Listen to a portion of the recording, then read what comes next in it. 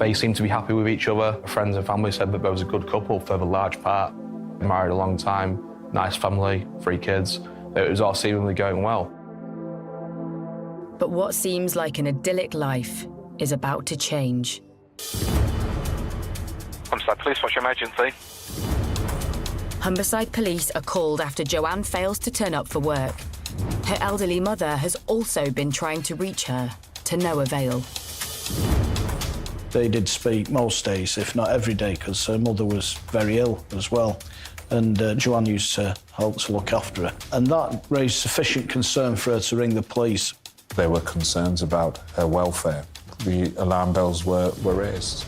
And a concern for welfare incident was generated, which resulted in the police attending. Police make their way over to the family home. When they knock on the door, there's no answer. So the officers break in.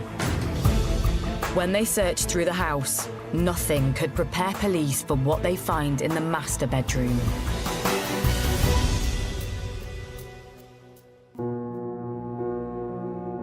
Joanne Hamer's lying lifeless on her bed. Medical professionals will have been called immediately. You know, monitors would have been placed on to see if there's any signs of heart trace or anything. Any chance whatsoever that resuscitation could take place. They had discovered she was dead. It's apparent she'd been killed from the scene, the way she was left. And there was blood at the scene as well. Joanne had been strangled by her dressing gown cord. That's when we're looking at securing evidence within that scene. Teams of police descend on Werleby. The quiet village has never seen anything like it. When I came back from work, there was police cars, vans, and I'm saying, what's going on? What on earth's all the police doing here? Something happened, and then when I got home and my daughter texted me and said she'd seen it, that there'd been a murder. I just couldn't believe it. I was so shocked that something like that would happen in a lovely village like this. You don't expect it. As word spreads fast through the neighbourhood, the local newspaper gets wind of an incident in Werleby. Reporter Charlie Wilson heads to the scene. So you're like, OK, we've got a big story. Let's get there first. Let's be quick. Let's be first. So we got down there. We were the first people there. Very quickly, it was evident this could be a very serious, scary incident. I've never reported on a murder before. That's the first time that's happened to me. So it was a case of doing it really delicately, respectfully, and just trying to build up what had happened, really. Soon, the news is spreading beyond the boundaries of the village. Maybe an hour later, you get the likes of ITV, BBC, Sky coming down, and that's when it was like, whoa, OK, people out on the road, like, wondering what's going on. Yeah, everyone was shocked to see the amount of media attention. You just don't get this sort of thing in these sort of villages. Yeah, I was quite shocked, really. You would never think that something would happen in a small community like this. I couldn't believe it. Everybody was shocked. It didn't seem right. Something like that would happen here. You hear about it in cities, but in a little quiet Lincolnshire village, you just don't expect it at all. Joanne's family are left devastated by the news, and her colleagues at work are also reeling. Truly sad. I spoke to a few of them. They were just in pieces, of course they would be. Their colleague who they loved dearly, and they really did love her. It was tough for them, it was very tough. And it dawns on Joe's village that there's a killer living in their midst. I think some people were a little bit upset. They were locking the doors a bit more quickly. I think the first reaction is alarm, because when you hear there's a murder but you don't know the circumstances, and it can frighten people into thinking we've got a killer at large who's going to cause more trouble. You're quite fearful about what it could mean and what the implications for the future are. It was very awful to hear that it had happened in our village. It's frightening, it really is.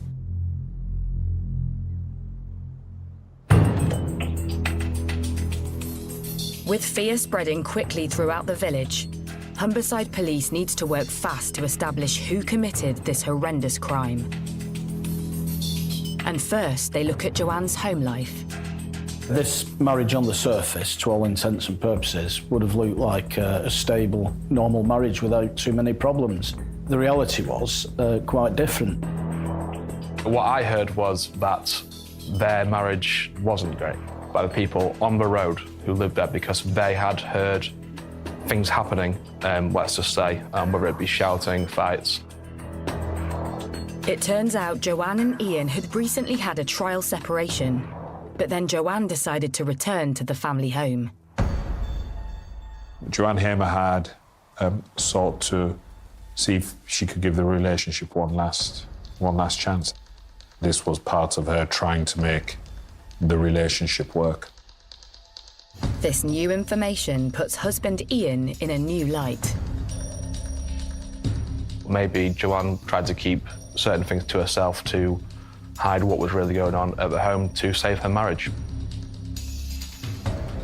With Ian Hamer nowhere to be seen, police suspicions are starting to build. We do know in this particular case that a neighbour had reported an argument in the morning between them. I spoke to the woman who heard the incident at around 4 o'clock in the morning, around that time. She had heard screams, shouts for help. And then the argument ceased. Police launch an urgent public appeal to help them find Joanne's husband. They need to track down Ian Hamer, and fast.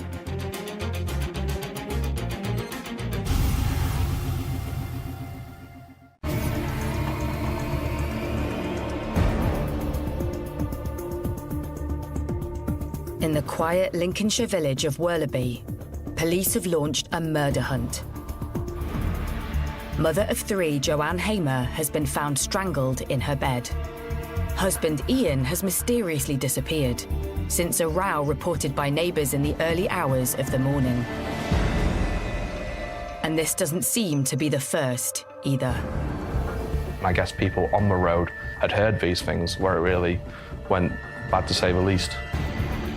None of the neighbours who I spoke to liked him at all. With Ian Hamer now under suspicion, Humberside police make an urgent appeal for his whereabouts.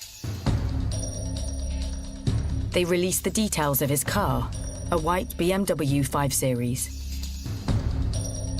They also warn the public not to approach him.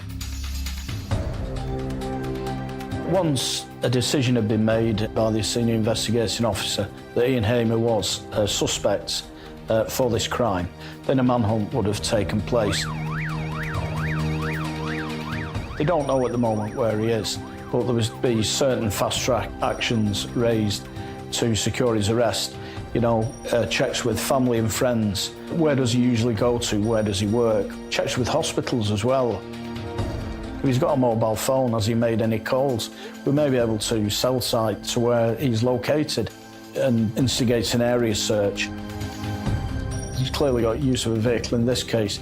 So, you know, we've been putting the vehicle details onto the automatic number plate recognition, the ANPR system. And as soon as that vehicle passes an ANPR camera, then that will send an alert to the police. All these inquiries made to trace and arrest Ian Hamer. He plainly was the last person with her and had disappeared from the scene. So the investigation then was focusing on building that picture around what had happened between them. And then going further back, what had happened between them, not just on that night, but also in the period leading up to this.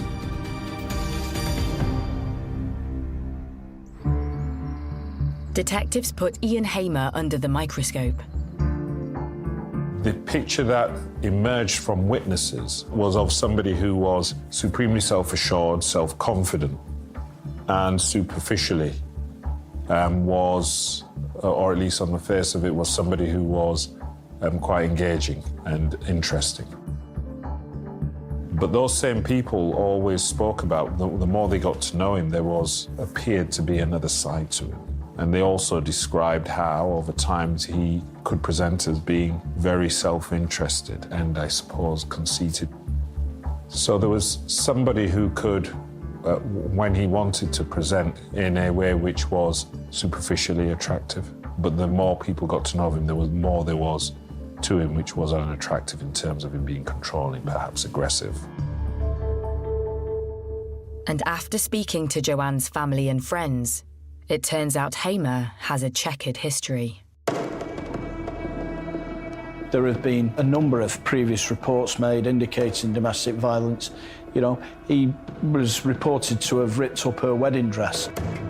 Those reports of him tearing up a teddy bear, which was sentimental to her. You know, this is really significant in a case such as this. The police had been called out on many occasions, but as is so often the case, they weren't really ever progressed. Part of that was because of the approach of the family to try and manage what was happening within the family. The personality of Joanne Hamer was, tragically, to try and make it work at all times. When you're married to someone for so long, you want to, make things work.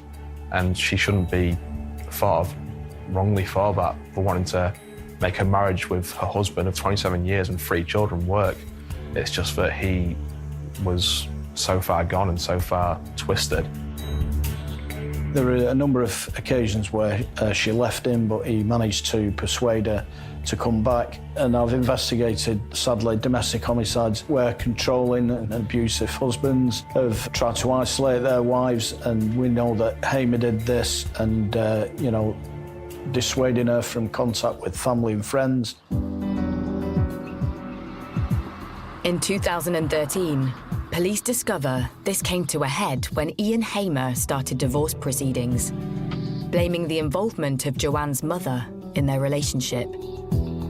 So, he was antagonistic towards his wife's relationship with her own mother.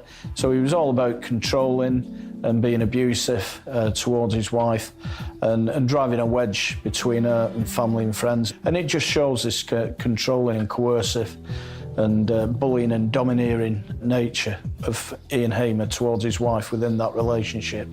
And that isn't uncommon in domestic homicide cases, sadly. It seems the couple reconciled, but then in 2017, things take another turn for the worse. Ian Hamer starts accusing his wife of having affairs.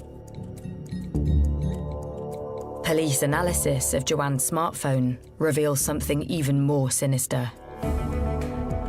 Around this time, Hamer hacked into his wife's handset so he could track her every move. He would apparently follow her to work, follow her on nights out with friends, monitor her phone on where she was going, where she was at, wouldn't let her do certain things, apparently, wear certain things, and she was a bit closed off.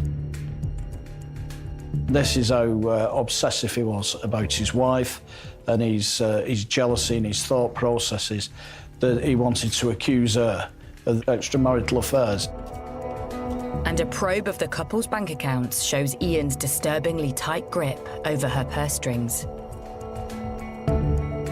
He was keeping money from her, basically, sort of giving her an allowance of what to spend and what she could do. Wouldn't let her go out at certain times. All the bearings of, a toxic, horrible relationship. Obviously, she felt trapped. She felt like she needed to get out, and she tried to do that. He wouldn't let her. In the weeks before her death, Joanne had moved out and was considering buying a property. But she was persuaded by Ian to return, 2 days before her murder. It was on this day, the 4th of May, that police background checks reveal a disturbing incident. Ian Hamer had been arrested for drink driving. As well as being controlling and abusive towards his wife, he seemed to be losing control of his own life in some respects. He was drinking more heavily. So there's a clear pattern there of his own destructive behaviour escalating within himself, and particularly abusing alcohol as part of that process.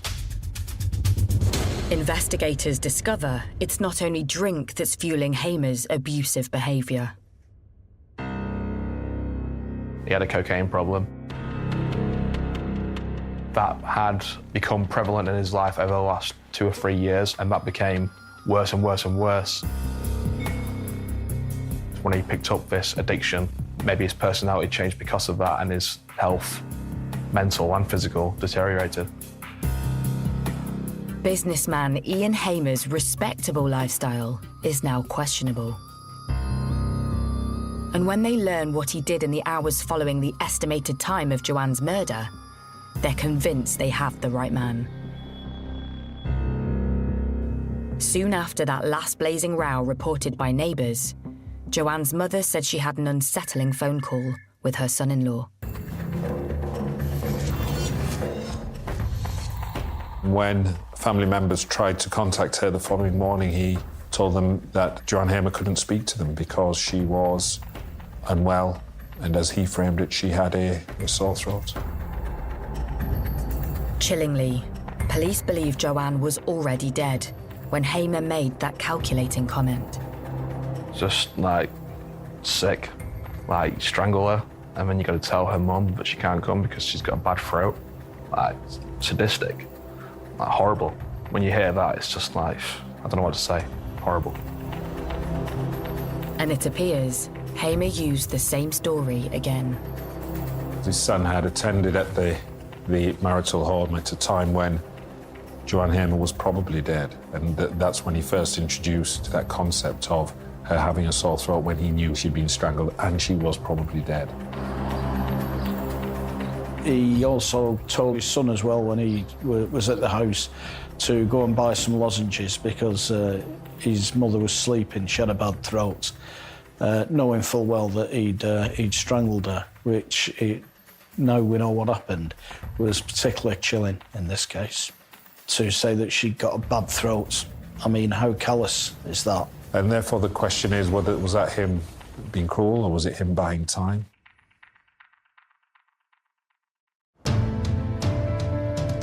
This cunning ploy tells police they have a calculating killer on the run, who wants to stay one step ahead of them.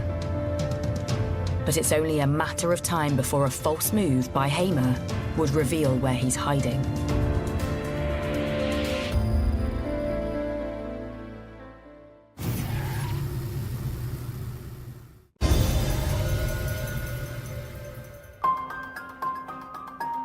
Worleby, North Lincolnshire. Murder suspect Ian Hamer is on the run after his wife Joanne is found strangled in their bedroom. And this is a man who, at this point, everyone in the area is looking for and knows that, okay, this is a manhunt. As police cast their search net wider, reporters like Charlie Wilson are on the ground looking for leads. Suddenly, that morning, there's word from nearby Barton-upon-Humber. We heard news that there might be an incident in Barton where he might be. And so we went to Barton and then heard he was seen near a pub. Barton is about 8 miles away and it's quite big, quite a lot of people, so it's the obvious place to go. You've got the Humber Bridge. From the Humber Bridge, you've got the whole of Yorkshire to go into and disappear. It would be a logical place to go. A resident next to one of the town's car parks spots a man behaving erratically. He was basically swaying around in the car park, making noise, acting strange. Not realising it's Humberside Police's most wanted, Ian Hamer, the woman calls 999 to report a disturbance. I think she reported that he was on Spice and shouting. Obviously, he was actually drunk, intoxicated on whatever he was on. He would wander around the car park, shout. A lone patrol officer heads to the car park to move this wild drunkard on. Police basically just found a man shouting and being strange and realised this is Ian Hamer. arrested him straight away. The officer single-handedly tackles Hamer to the floor, then restrains him whilst he radios for assistance. I have to say the actions of the officer that arrested him were exemplary, you know, real bravery shown in tackling this individual. And when he was arrested, you know, he actually had to detain him. This is a rural force. It's not an inner-city force with the same number of resources. Meanwhile, roving reporter Charlie Wilson is close by. Suddenly, he's alerted to the breaking news. A woman sent me a picture of a man on the floor being sat on by a police officer. Okay, that's our man. So we know exactly where it is. I'm actually at a shop getting a drink of Lucozade. Run around with my Lucozade in hand. So I arrive at the scene. Ian Hamer is being sat on by a lone police officer, waiting for his fellow officers to come. So to come round the corner and see a police officer sat on who we believe is Ian Hamer was just wild, yeah. After struggling to contain Hamer for nearly 5 minutes alone, backup finally arrives for the officer.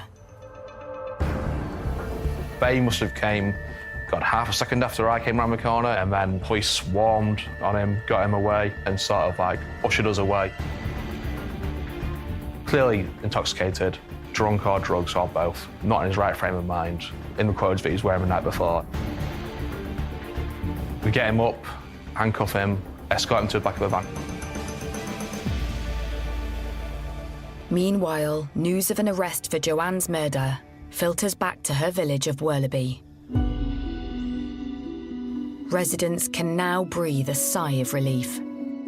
I was just pleased he'd been caught for the crime, but to then find out that it was her husband, it was a real shock. Detectives start to piece together what Hamer's been up to in the last 24 hours since fleeing the murder scene. He went off on what can only be described as a drink and drugs binge. We know that from the inquiries that were made. Laughing and joking, you know, certainly no signs of remorse or distress. Bar owner Pauline Dickinson had reported serving Ian Hamer.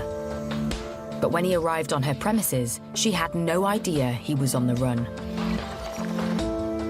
He came in the pub around 5:30, never seen him before, asked for a pint of Carling. He got his pint of Carling and went and sat down out the way of everybody. Next, Hamer returns to the bar and starts to hit the spirits. Soon the conversation heads in a strange and unsettling direction. Put the tequila on the bar and he literally looked either side of himself, leant over the bar and said to me, "Why did the Mexican push his wife off the cliff?" So I did the same as he did, looked either side and said, "To kill her?" He went, "No, you know it." I said, "Yeah, I do." He paid for his drinks, went and sat down. He came back to the bar 10, 15 minutes later and stood there. Then Pauline clocked something sinister. He hid his arm behind, but I'd already seen that he'd got scratches. I don't know which way, it was just you could see scratches on his wrist. One of my customers noticed scratches as well and went, "Oh, he's one of those who's been harming." One of my customers said to him, "Hey up, mate, what are you doing in here? Are you from here?" He says, "No," he said, "I'm not from here. I'm just going through a breakup with my wife." So he went, "Oh, right, sorry to hear that, mate." He went, "Yeah, she's taken me for all my money." So he said, "Don't be sad." He said, "Have another drink." So one of the customers bought him a drink.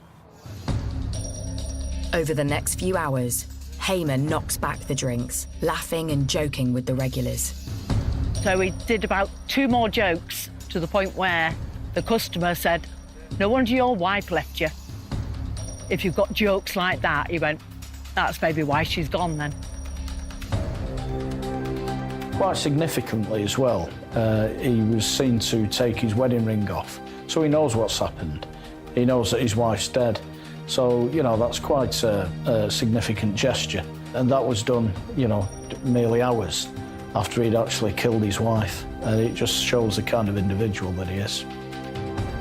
Some of the pub regulars seem unsettled by this customer they've never seen before, who has struck up conversation with another man at the bar. My 2 regulars, they finished their drinks. I went, right, you 2 go in. I went, no, we're not going. Says, why? We're not leaving you with them 2. We don't know the other guys, so we're not leaving you with them. I went, oh, don't be daft. What are these 2 going to do to me? I'll soon have them out the door, don't worry. So they went, no, we're staying. So they stayed. Soon the bar's regulars saw glimpses of another side to their joking acquaintance, who's going by a false name, Sebastian. So we played pool against one of my regulars, who is a really good player. And during the game, there was banter going on.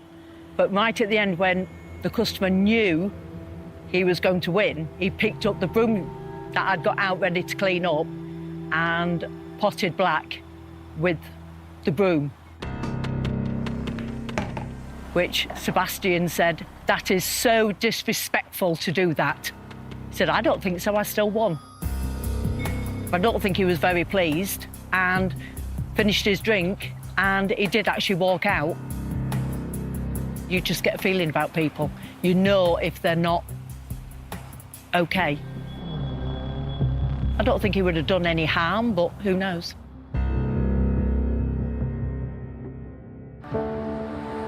Next morning, Pauline's alerted to the terrifying news on Facebook that the customer she had served the night before isn't called Sebastian, but Ian Hamer. And he's wanted by police for murder. My reaction was, oh my God. So I phoned a policeman that I know, and within 5-10 minutes, I think, they'd got him. Soon the joke Hamer told Pauline about a man pushing his wife off a cliff takes on a sinister new meaning. It was weird, but they were just jokes, like, you know what, a kid would come home and tell you jokes, but it's not until the following day, and I actually thought to myself, it's as if he was trying to tell us something. I don't know. It's not until the following day that things fell into place. Despite his intoxicated state, Ian Hamer engages with the police at the point of his arrest. He says something like, it wasn't murder, it was manslaughter. Something along those lines. I heard the word manslaughter. He did make a very significant statement, an unsolicited comment to the officer indicating that he wasn't guilty of murder. It was diminished responsibility, so he was already offering up a statutory defence to murder.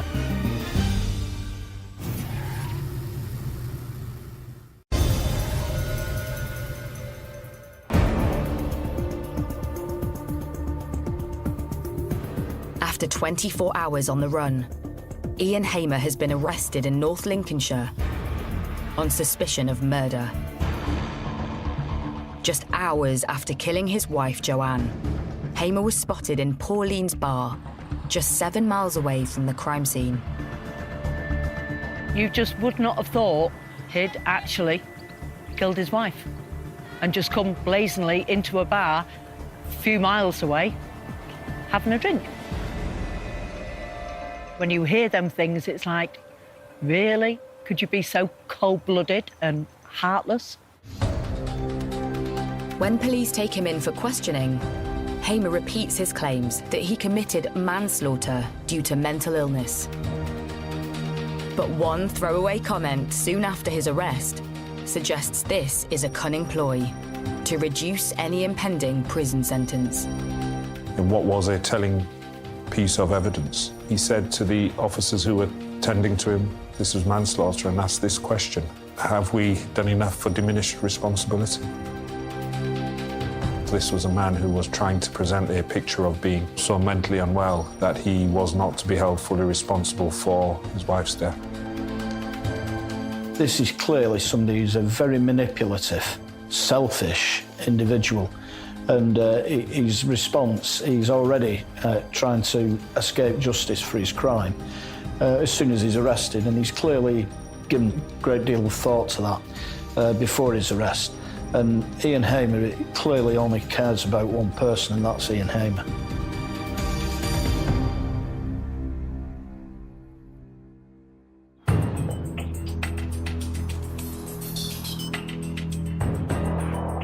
In spite of Hamer's claims, he's charged with his wife's murder. Months later, mental health experts are brought in to provide a true picture of Hamer's state of mind. After his arrest, he was subsequently interviewed by Sue's psychiatrists to explore whether there were any mental illness elements that would lead to diminished responsibility. They ask him probing questions about his relationship with wife Joanne. He began to present what was ultimately going to be his defence. He accepted he had killed her. But in the context where he said he didn't want to do it, and used the phrase that it was some sort of psychotic episode. Then Hamer starts to go on the offensive, claiming he is the real victim in the abusive marriage. Ian Hamer claimed that his wife had taunted him to say that their children weren't his. He made a slur on his wife's character, saying she was engaged in extramarital affairs. There's no evidence of this. He would say that she would see other people, that she would be on dating apps and she would find other men more attractive than him. And anyone who knew Joanne knows that that's just completely laughable and a joke. She was the most loyal woman you could meet. Just sort of making up excuses in his head, I guess, to find ways and motives to do what he did. Then his claims turn even more extreme. He made plain that he was himself a victim of domestic abuse. You know, he claims that she hit him over the head with a shoe. We've got no information about any injury, or certainly any serious injury to him. He claims she threw a phone at him. Again, there was no injury that we're aware of to support that. This was all seen as a tissue of lies. And clearly the people that knew Joanne had not seen any evidence of this whatsoever. And the only person who could suggest that this had taken place was Ian Hamer himself. But soon, the psychiatrists start to uncover Hamer's true colours. What was actually found by two psychiatrists, one diagnosed him with morbid jealousy and one with obsessive jealousy. But clearly, there wasn't an element of diminished responsibility for his actions. From the facts we know about the case and his behaviour and his actions, come as no surprise, because we can see the way that he jealously controlled his wife's movements and behaviour, you know, a real controlling nature. And when detectives scan Hamer's smartphone, the picture he painted as the victim starts to crumble. Just days before Joanne's murder, they find texts he sent to another woman promising jewellery. Things he was doing, he would accuse her for. He was seeing other women, that came out. He was on dating apps. He would accuse her of the things that he was doing exactly the same. We do know that Ian Hamer had affairs, he had one-night stands, and he accused his wife of the same.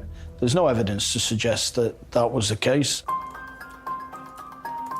But investigators are blown away when they uncover the name Hamer uses on his dating profile. It sounds strikingly familiar. He'd use a fake name, Sebastian, apparently.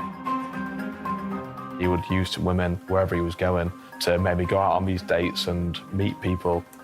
And yeah, to use a fake name, like you're obviously up to something that's not good. 15 months after Joanne's murder, husband Ian Hamer is finally put on trial at Hull Crown Court.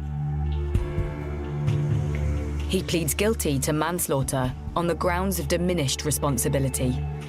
But the prosecution sets out the case for cold-blooded murder.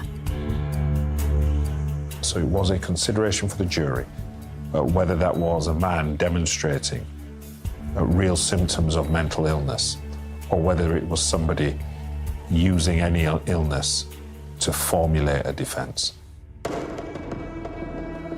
The court is told the torrid details of the abuse Hamer inflicted on his wife. The question that was raised with the jury is whether or not, by the time of the killing, he in effect wanted to get rid of his wife so he could move on, but he needed control of that situation, and that's how we presented the case. As the trial progresses, even Hamer's own children take to the stand against their own father to describe the abuse suffered in their own home. One of them spoke of being aware of that from a very young age. It had become increasingly toxic and abusive. You then see the horrible human side of this, because they're being required to give evidence against one of their parents, and in circumstances where they've lost the other one. And for them, there's no good outcome to any of this. Following a heart-wrenching 3-week trial, the jury retires to consider their verdict. The verdict of the jury was that Ian Hamer was guilty of murder. Therefore, they rejected that idea that his mental state was such that he was not able to exercise proper judgment and control. He designed everything, including his response to the arresting officer, to make out that this was the case, that it was diminished responsibility. Thankfully, the jury didn't buy that, and they saw through Ian Hamer's excuses for what they were, just excuses.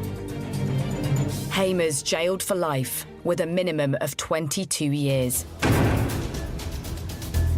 At the time of sentencing, the judge takes into account the years of domestic violence Joanne suffered at the hands of her husband and his abusive control over her finances.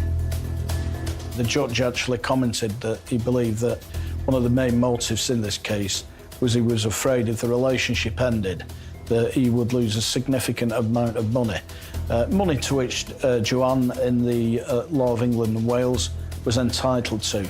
Those were the family finances that should have been split accordingly. He didn't want that to happen, and he murdered his wife as a result. Kill someone, go out drinking, using drugs and joking about what he did. He obviously deserves to be locked away for the rest of his life, and I'm glad that's the case. Killers like Ian Hamer are so manipulative and so self-centred, and ultimately it led to the tragic death of a lovely, caring wife. But there's only one person to blame for that, and it's Ian Hamer.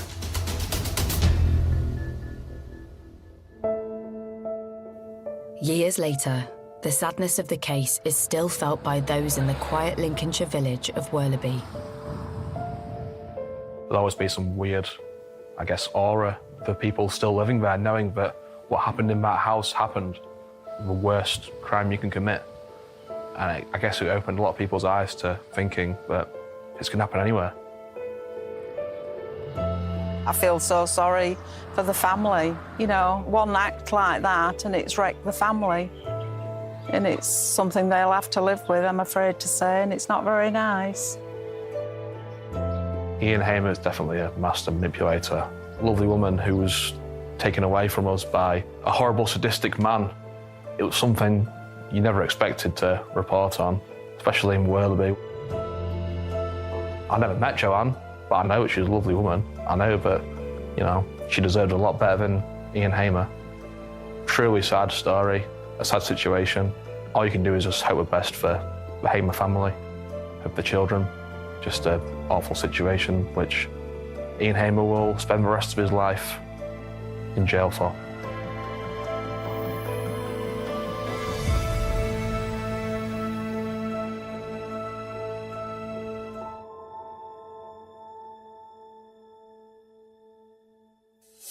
Experience the power of science to crack a crime. Forensics Catching the Killer is new Friday at 9 on Sky Mix.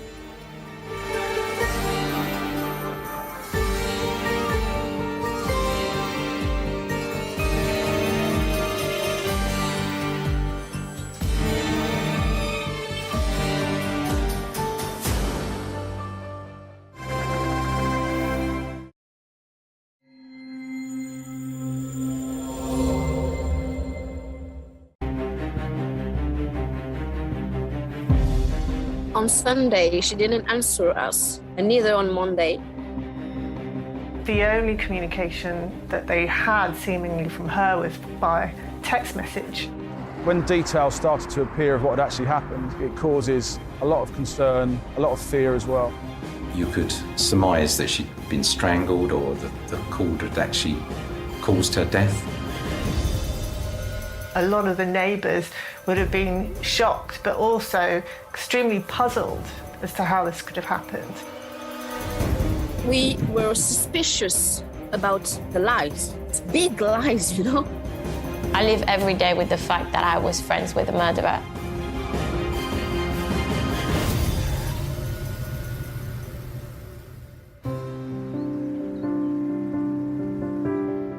At the edge of London lies the village-like suburb of Kew. Kew is one of the most sought-after areas of London. It's in West London. Kew is an extremely wealthy area. It's within commuting distance of the City of London, and it's wonderful nature beside the river and the Royal Botanic Gardens. It's very leafy, it's a very well-to-do kind of area. It's fairly low crime as well. So it's a nice area for people to live in. There is definitely a villagey feel. We have a very small high street. You will find a lot of independent trades around Kew, which I think that's what people like. There's a lot of artists and TV celebrities, and of course Sir David Attenborough lives there. It's a world-class site.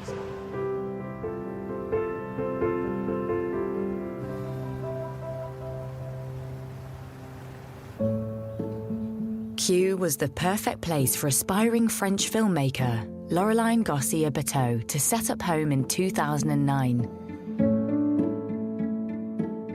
Laureline was my best friend, my close friend. She was like a sister to me. We always be united. We always be in touch. We just developed a friendship, more than a friendship. Our children called her Auntie Lolo, and my daughter has her name. She was family. She was a vivacious, very popular, well-liked young woman who was beautiful on the inside as well as on the outside. She was easy to like and was a very caring and considerate kind of person. The future seemed bright for Laureline, and London was the place to help make her career ambitions come true. She was born in Aix-en-Provence, but she came to London to pursue her dream of becoming a film producer. Laureline had a lot of passion, but she developed a real passion for cinema. She was a passionate people. She was a determined people. She was a hard worker. She started her own production company. She got a Grammy as a production assistant on a movie with Dame Joan Collins. For us, it was nice and amazing, but I know for England was a dream, and it was a dream. Despite a successful career, Laureline was happiest at home with her dogs. Laureline was a dog lover. She loves animals. She had an Instagram of a video every day with her two dogs, Haley, a husky, and Blake, a Rottweiler. Okay, so nice. They sleep on the bed, and we see that on Instagram every day. It's like they're her children for her. And on top of her busy life in the UK, Laureline stayed in regular contact with her family in France. Laureline was very close to her family. Oh yes, she used to call her mom every day, and maybe twice a day, in the morning and the evening. So the family for Laureline is everything. Family and friends and pets was everything. In March 2019, Laureline was due to move out of her flat in Kew into a new place. Something friends and family were eagerly waiting to hear about. On Sunday, she didn't answer us, neither on Monday, and it was already strange. Certainly raised alarm bells the fact that Laureline had not spoken to her best friend and her mum and her family when she would normally speak to her mum every day and speak to her best friend very regularly as well. So the only communication that they had seemingly from her was by text message. But there was something unusual about Laureline's texts. Her friends had received some strange text messages from her that didn't really chime with the kind of person that they knew her to be. For example, her best friend said that she thought it was strange that she said that she was going on a shopping spree in Oxford Street because she knew that she usually shopped online and got all her clothes from online retailers. She'd described how she was looking forward to getting a boob job and liposuction. Certainly not the kind of thing that she would have said. So this kind of thing immediately raised alarms, and they were very, very concerned that she just seemed to be communicating by text message, but nobody had seen her. Confused by Laureline's strange behaviour, her sister-in-law makes her way to the property in Kew. And when she couldn't find her, she alerted the police. Laureline was reported missing on the 6th of March 2019, and that means that a police officer would be dispatched to talk to her about her concerns and take a report. The missing persons inquiry started with questions to her sister-in-law and potentially any friends that could be found to say, have you seen her? Can you tell us when you last saw her? And the concern was raised because her sister-in-law had visited the address and she could hear dogs barking, Laureline's dogs, and no sign of Laureline. Laureline was a lover of dogs, so she would never leave her dogs alone. They were her children, essentially, at the time. And also, because it was now Tuesday, Laureline had failed to turn up for work, so work colleagues were now concerned. So you had a lot of people voicing their concern about where Laureline was, and that made it a concern for the police because this was completely out of character and completely unusual behaviour. Police begin their inquiries by also visiting Laureline's address.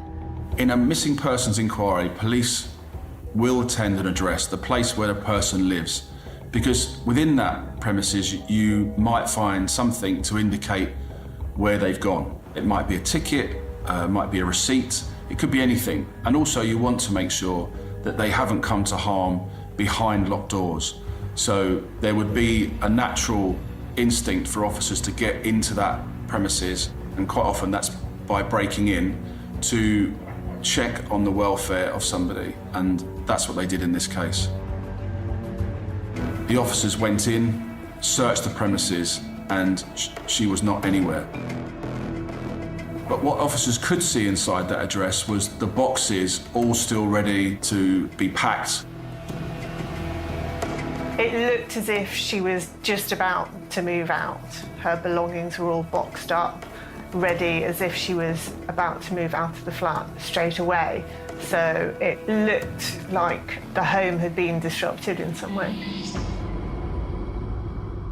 Back at the police station, officers assess the risk of Laureline's disappearance.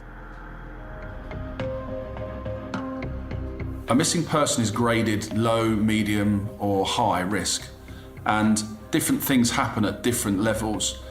In the low risk, you've got people who perhaps there's no particular harm that you can think, they might just have gone away, and the concern is quite a low for them. Medium risk, slightly more work is done around that because people are concerned, but it might be within their character to go away for a weekend or something like that. So it's not necessarily out of character. Whereas you have the high risk category, and that's where Laureline sat, because this was completely out of character. After reviewing the case as high risk, police returned to Laureline's address for a more detailed search.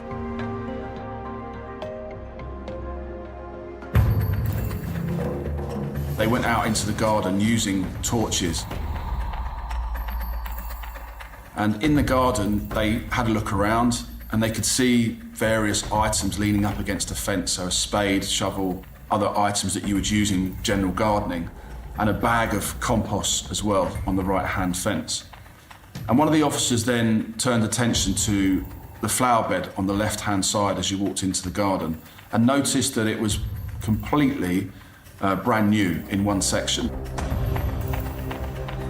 The CID officer moved the soil back closest to them and identified what they thought was the shape of a foot sticking out in essentially a shallow grave.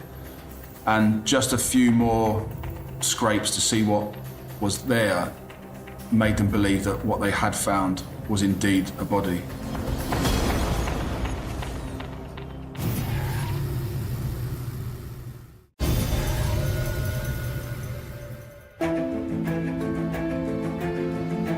Police searching for missing French filmmaker Laureline Garcia-Bateau have discovered a body buried in her back garden.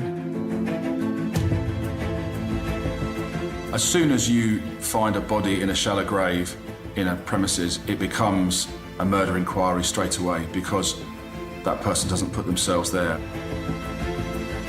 And that's when the process of the team start to make their own inquiries, and all the different actions that come out of that initial deployment begin in earnest. With a murder investigation in progress, police secure the scene. We had a lot of this area all cordoned off, a lot of crime scene tents here, because as you bring items out of the garden as well, you need to put them somewhere which is forensically sterile. And so we tried to utilise the area out the back of the premises for that reason.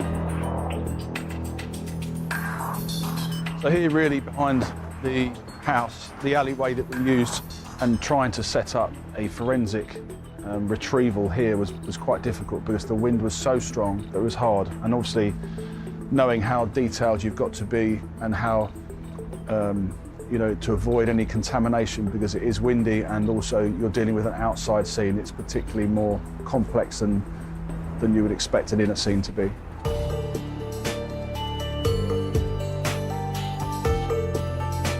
Arrive on scene, having been called by the homicide assessment team, usually, and we'll receive a briefing from the local borough police about what the incident involves and why it may be suspicious.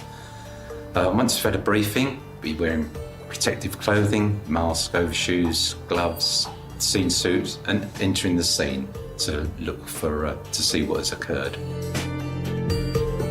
The crime scene manager is in charge of that scene forensically, whether they be physical exhibits that are taken out of a premises or whether they are swabs or fingerprints. They're in charge of running that scene.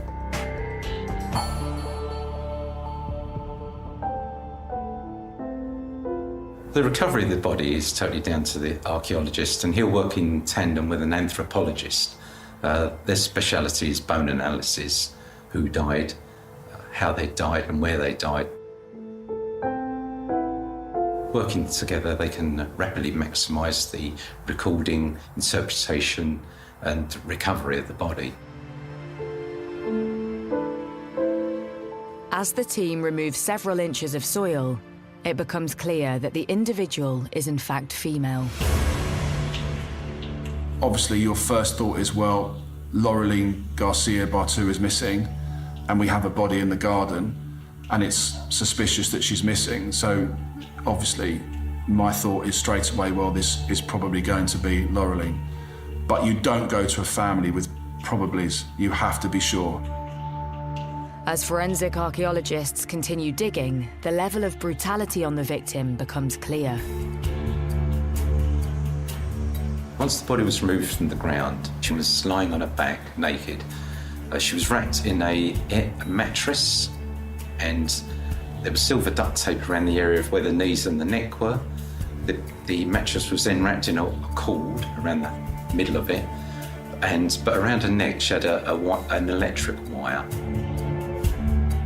She had a head bag on, and her arms were tied behind her back with duct tape. You could surmise that she'd been strangled, or the cord had actually caused her death. You couldn't see the rest of the body to determine what else was there. She may have been stabbed for all we knew, but that wouldn't be able to be looked at until we got to the mortuary. As the body is taken to the mortuary to establish a cause of death and identify the victim, news of a murder spreads. For a young woman's body to be dug up in a garden in Kew, it would have been, almost unheard of in a neighbourhood like that. A lot of the neighbours would have been shocked, but also extremely puzzled as to how this could have happened. I haven't ever heard of a murder in Kew. It's quite shocking to hear a murder in Kew. It's not normally the norms of anything. When details started to appear of what had happened, people become very concerned about, something that's happening in your neighbourhood. It causes a lot of concern, a lot of fear as well. At the mortuary, the post-mortem gets underway. Once the body arrives for the post-mortem, he would look at both sides of the body for any bruising, any wounds, anything that stands out to him. There was no obvious bruising around the neck, but once you get the body opened up and get under the skin, then the bruising can be seen. Be checking the hyoid bone, the bone under the neck, see if it's fractured, and then it results in the conclusion that death had been compression of the neck, believed via strangulation. With a cause of death established, it isn't long before the individual is identified as none other than Laureline Garcia-Berteau.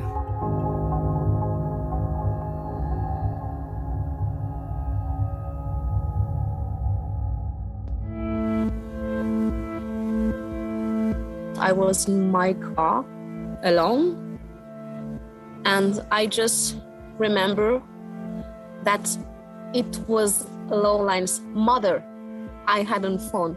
So I just say the word, is it her? Is she dead? And I hung up. I remember I screamed. I never screamed like that. It's taken a part of me. She was like my little sister, It's taken a part of me.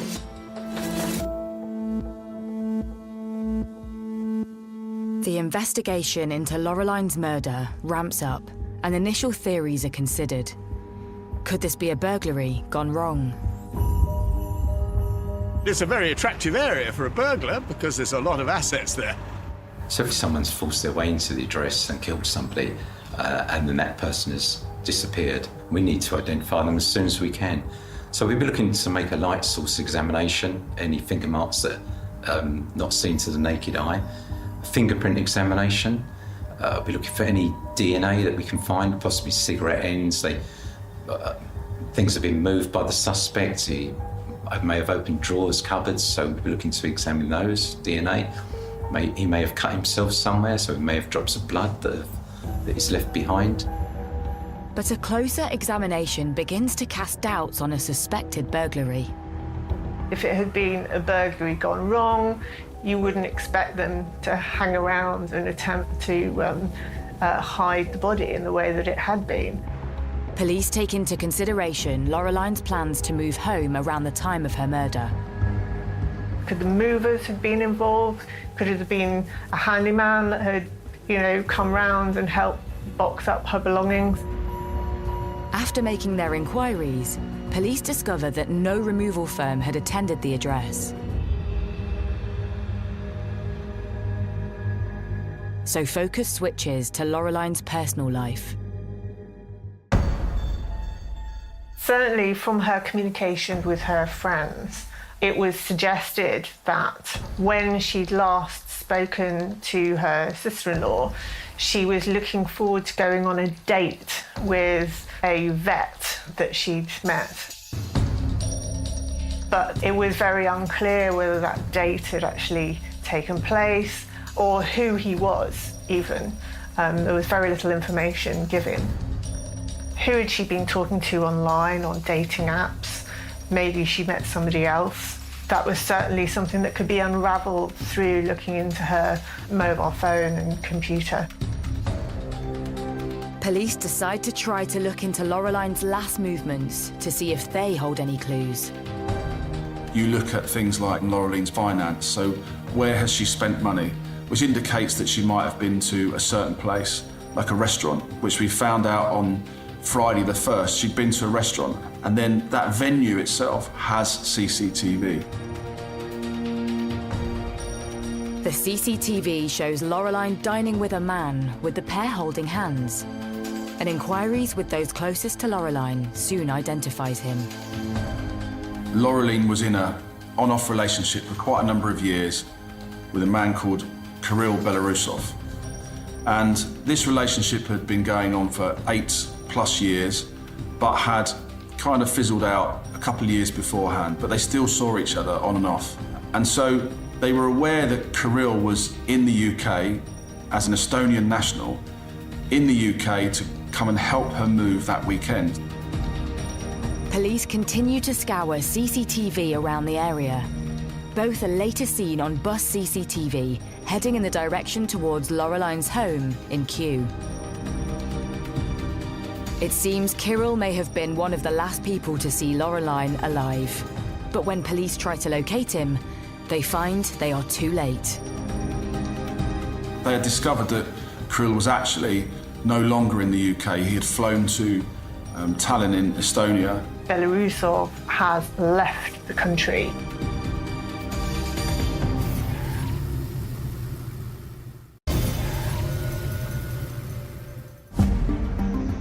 Police investigating the murder of Laureline Garcia Berteau want to speak to her ex-lover, Kirill Belarusov, as he may have been one of the last people to see her.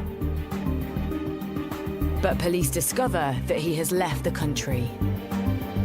The CID officers got in contact with Kirill Belarusov via a telephone number they had for him, which was given to them by the family. And they made contact straight away.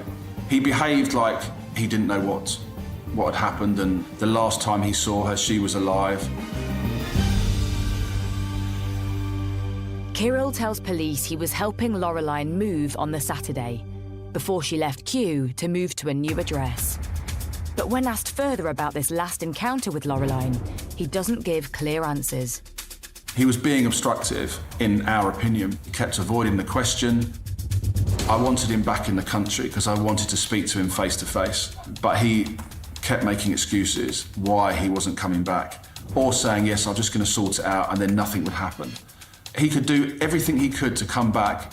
He was saying he'd be back on one day, that day would go past, we'd ring him and he'd say, I couldn't make it, I'm going to do another day. And this just kept pushing back and pushing back. And you get to a point where you think, well, that's enough. I know he's trying to avoid him coming back. I think the fact that Belarusov is not keen to help the police in their inquiries, considering that Laureline had been his partner for the best part of 10 years, is extremely suspicious. And the fact that he left the country around the time of her disappearance as well would have raised alarm bells. Kirill Belarusov soon became the #1 suspect in the inquiry.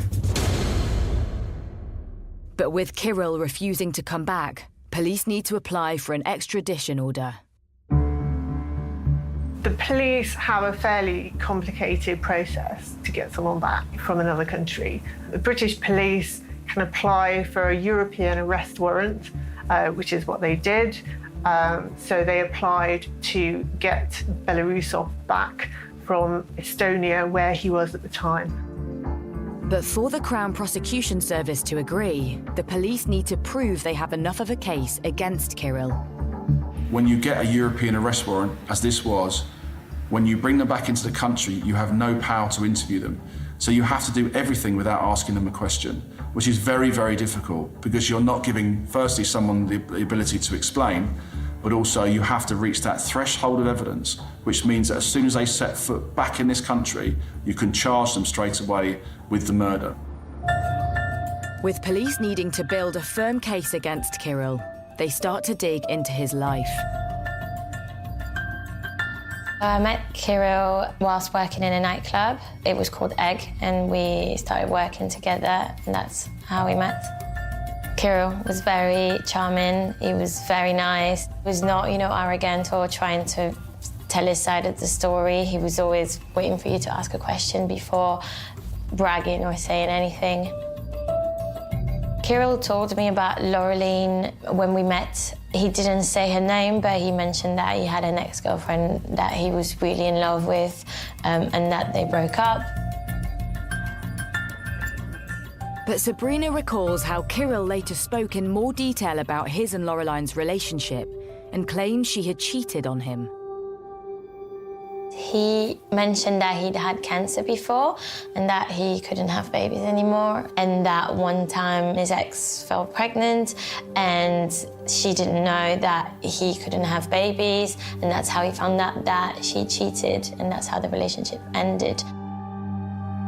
He would always say that it was his fault and that she was very caring and that it was hard on her, the fact that he had cancer. So he wasn't blaming her, but he was saying that's how they ended it. Sabrina remembers the last time she saw Kirill before he left the UK for his home country of Estonia. The last time I saw Kirill, he told me before that he was going to die, that his cancer was terminal, and that was the last time I was ever going to see him. He said he sold his house, I'm about to die, let's go dinner. And I went to that restaurant crying. I cried most of the night saying, I'm going to lose my friend. With police still unable to question Kirill to see if his account of his illness is true, they turn to Laureline's finances to try to establish her whereabouts the weekend of her murder. Through continued interrogation of finances, we see that on Saturday, round about 10:15 in the morning, that there are transactions in Pets at Home and Sainsbury's, all local to where Laureline lived. So again, officers are there as quickly as possible to identify CCTV opportunities. And there you see Kirill Belarusov with Laureline again. So now we know he's with her in the morning. At a glance, all appears to be fine. But when police look at Laureline's finances a day later on the Sunday, there appears to be no sign of any purchases. Instead, they look into Kirill's finances.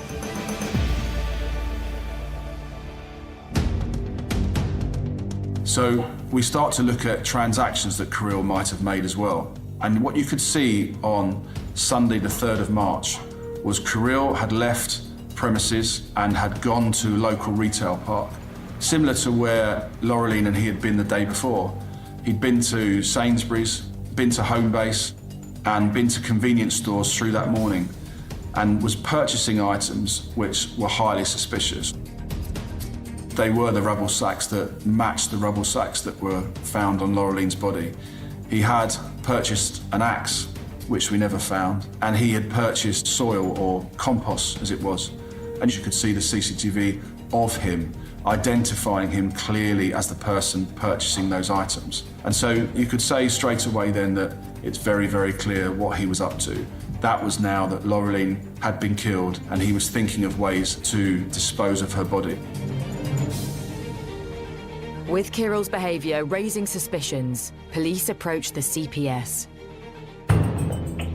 We had to go to the Crown Prosecution Service and prove what we had using all of the information we had: CCTV, finance, witness statements, the crime scene itself, the condition of Laureline's body. And that was something which is very, very difficult, but we were able to prove at that point that we had enough evidence to secure an arrest of Kirill Belarusov. And that gives you the ability to get a European arrest warrant and bring them back.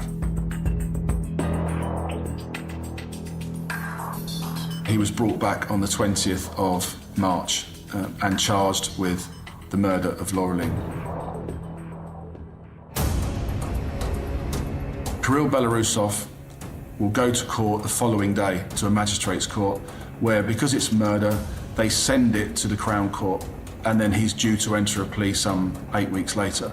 And that plea is not guilty. So we knew at that point we are going to trial with him at some stage in 2019. And as the case is prepared for trial, potential witnesses are called in by the police and prosecution. The police called me saying, we want to talk to you about your friend Kirill, and I thought they were calling me to say that he was dead. They told me he's been arrested, he's killed someone. I was in shock. I was like, are you sure that it is the right person? And they said, yes. You don't murder, you don't think that you knew a murderer?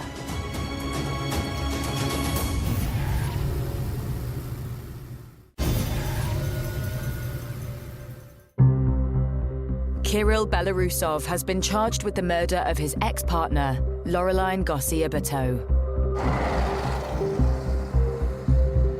The trial begins at the Old Bailey in London, and the prosecution open their case against Kirill with DNA evidence from the crime scene. The flex that was used to tie Laureline's hands behind her back, you could see that flex on the floor in the living room where it had been cut. And indeed, the forensic testing showed that Kirill Belarusov's DNA was at the cut part of that flex. The jury hears of the early relationship between Laureline and Kirill. At the beginning, she called him my Superman. He's tall, very helpful, especially with women, you know. He came to spend a few days with Laureline at my home. He ate at my parents' table. He was a Superman. A good boy. And Kirill had even boasted of his career achievements to Laureline. He had told people he was a stuntman and that he'd worked on films with famous people like Brad Pitt, and that he was training people. We searched in the industries at Hollywood, and we searched in the UK, IMDb, to see where was he in these films, and they're always shown if you work on there. He was nowhere to be found. These were all complete and utter lies that he told everybody.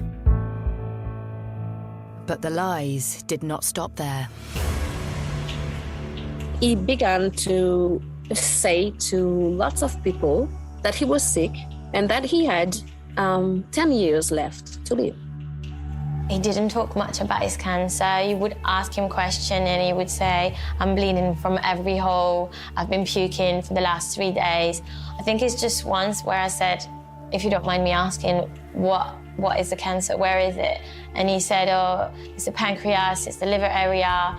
And then the time after, he would be like, oh, it's spread everywhere. But he would never give any more details. He'd just say, I'm a guinea pig. They've opened me up and stitched me. They keep on opening me up. But he wasn't very specific. Laureline's mother, friend, and I found it very strange because he has nothing in front of us. When we saw Kirill, my wedding day, or for a holiday, we can't imagine he's sick. I've never known someone who had cancer. So when I saw him with a shaved head, I didn't question it. I didn't think he still had eyebrows. And I didn't know that you lose your eyebrows when you have chemo. We were suspicious about the lies. It's big lies, you know? We were suspicious. We tell that to Laureline. We explained to her to open her eyes, but she was in love. And we were discovering that almost all of his entire life that he told people about was a complete lie. Saying you've got cancer when you don't have, for me, is the lowest of the low. The prosecution also reveals to the court more about Kirill's double life. Every time he suggested he was going in for treatment to a hospital in London or just outside of London, what he was actually doing was going to stay with another girlfriend in London. That girlfriend also was told the same lie by him, that he had cancer. So when he was not with her and saying that he was away for a few days, he was going to stay with Laureline. It's only when I sat down in court that I realized that he was texting the three of us at the same time, his girlfriend, Laureline, and me. So it was really like juggling between the three of us. With me, he was supposed to be in Russia having treatment, and then he was actually in London seeing Laureline, talking to Laureline. I felt like a fool. I felt so stupid. It was so shocking. The prosecution described that as Laureline's film career began to take off, Kirill may have looked towards her with envy. He wanted a career in films as well, to a certain extent. He wanted to be a stuntman, but he wasn't, and he couldn't have been because he didn't have the skills to do that. His only skill was lying, whereas she was genuinely talented, and she was very, very hardworking, and she was prepared to earn her place in her chosen career. So I think there probably was an element of jealousy in the relationship. But it's details of a debt owed to Laureline which could point towards a motive for murder. She had given him so much money over the course of their relationship, and we knew you were talking plus £17,000 at least at that point. And that was getting to the point where he had to pay that money back. In November 2018, Laureline had sent a message to Kirill, and this was saying, you don't realise how much in debt, how much in trouble I am. I can't pay my rent. You need to pay me the money back. And from friends and family, we would always hear stories where he would promise this money. It's coming, I've got this job, this stuntman job, whatever it might be, which was all lies. So he knew he could never pay that back. That could be one motive. Secondly, she was at that point in her life now where she was ready to move on, away from him. And she was effectively a source of income for him as well. And that was about to dry up. To the court's surprise, Kirill gives evidence. I think the most shocking about the trial was himself. He took the stand and spoke, and it was just, I think it lasted 2 days, and it was 2 days of horror. Every word that was coming out of his mouth was horrible. The way he talked about me, the way he talked about Laureline, the way he saw himself, the arrogance in his voice. I remember sitting down terrified because I had been so close to him and just thinking, that man is a monster. It was traumatizing. I always think about the people over the years that have been in front of you in a trial, and he's probably right up there as the most evil looking eyes I think I've ever seen. And because behind it you can see that he really doesn't care. You know, his image and what he's portrayed himself as is more important than anything else. And he was really, really unpleasant and arrogant beyond belief during the entire 4-week trial at the Old Bailey. The court hears how in March 2019, Laureline begged Kirill one last time to pay back what was owed to her. But instead, he used this opportunity to kill Laureline. You have the timeline of them going out on the Friday night, which we can see. We have the timeline of them going shopping on Saturday morning. She had booked a removal company ready for Saturday, but she didn't know where she was moving to because Kirill Belarusov had said he has found somewhere for her to move to. She had no money because he owed her a lot of money. She kept asking him, where am I going? And you could see that through telephone contact. Well, where is this address? I need to tell my removal company where we're going. And so the removal company basically said, well, I can't move you to nowhere. So it was all cancelled. Kirill Belarusov comes up with a new lie. He's organised a removal company for her. But the removal company never came. And you get to the point then where Laureline is panicking because she doesn't know where she's going, and she's clearly getting to that point in the evening where, on that Saturday, she's starting to disbelieve what he's saying. And that's when everything goes quiet. It's at this point that Kirill strangled Laureline with a cord. And the following morning, he was seen in local shops purchasing suspicious items. Kirill had been out and bought these items on the Sunday morning, which were used to cover the body of Laureline. After returning to Laureline's home to bury her body, Kirill used her phone to send fake texts to Laureline's friends and family to buy some time. He foolishly used Google Translate to try and reply to the family members in French, and obviously it's not going to sound very credible. It's not going to sound like Laureline, not the words that she would use, and the translation was extremely clunky, so it was immediately quite suspicious. And at the time that those messages were being sent, he was using the Wi-Fi of the address itself. So that puts him inside the address using her phone. Sickeningly looking at pornography at the same time he's sending these messages, knowing full well that in that house is Laureline's body. And that really shows you what kind of person he is.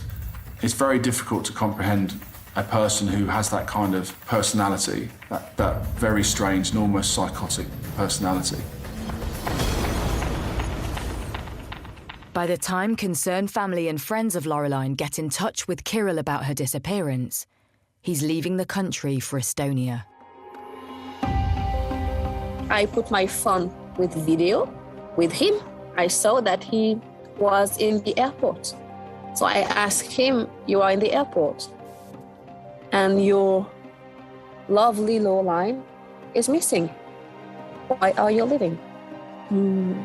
He has no explanation, but he leaves.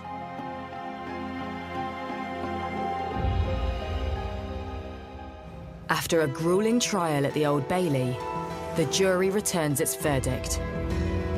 Kirill Belarusov is found guilty of murder and is sentenced to 24 years in prison.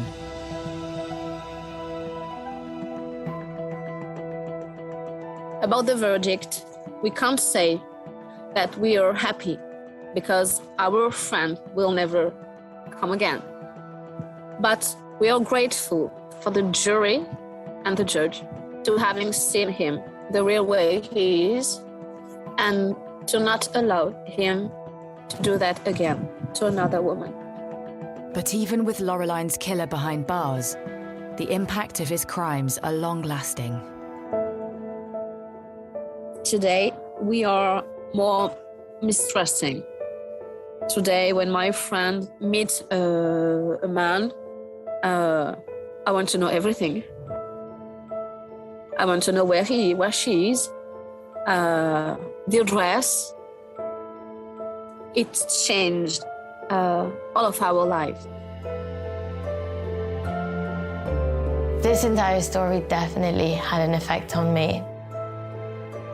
He destroyed so many lives, not just Laureline's.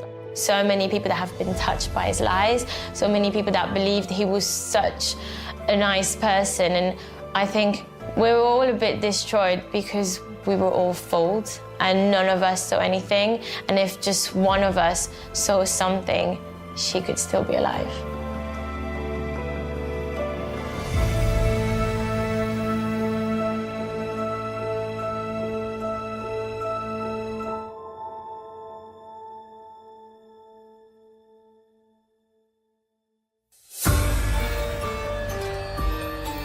When a routine call to a house fire turns into the biggest murder investigation in Welsh history, you know you're in for a chilling ride. New Murder in the Valleys starts Wednesday at 9.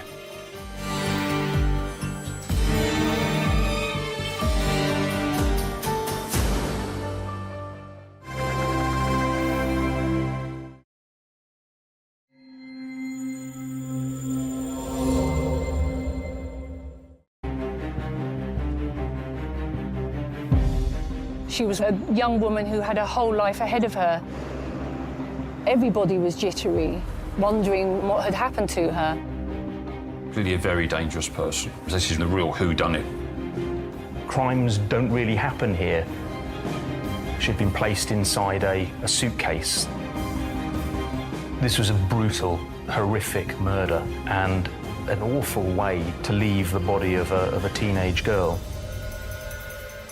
I've been a criminal lawyer for over 30 years, and I've never dealt with a case like this before. To have 3 trials is very rare, but the case was of such importance. He would have walked free. And given what he had done before, we were in no doubt that he was a dangerous man.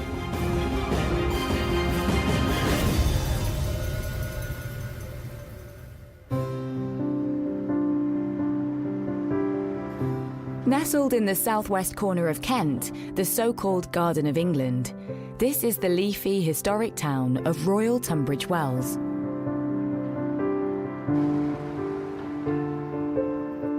I would describe Tunbridge Wells as a safe family sort of location, wealthy and middle class. There's a really low level of crime in the area. I feel very safe walking around at night. People enjoy a very peaceful life on the whole and generally go about their business. Tunbridge Wells is your archetypal Middle England. It's picturesque, it's surrounded by beautiful countryside. Crimes don't really happen here.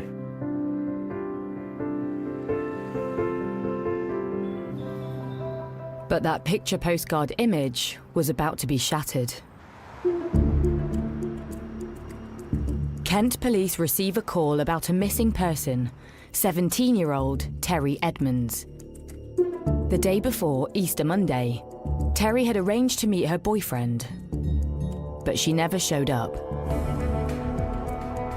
This was really out of character. She stayed in contact with her boyfriend regularly. She texted him on the hour almost, and he did the same back to her. They sent multiple texts to each other each day.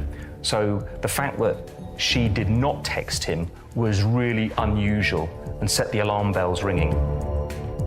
Terry's boyfriend sent her 20 texts, but she never replied to any of them. Her boyfriend got concerned, tried to phone her, didn't get any response, and then alerted her mum. And her mum then reported her missing to the police.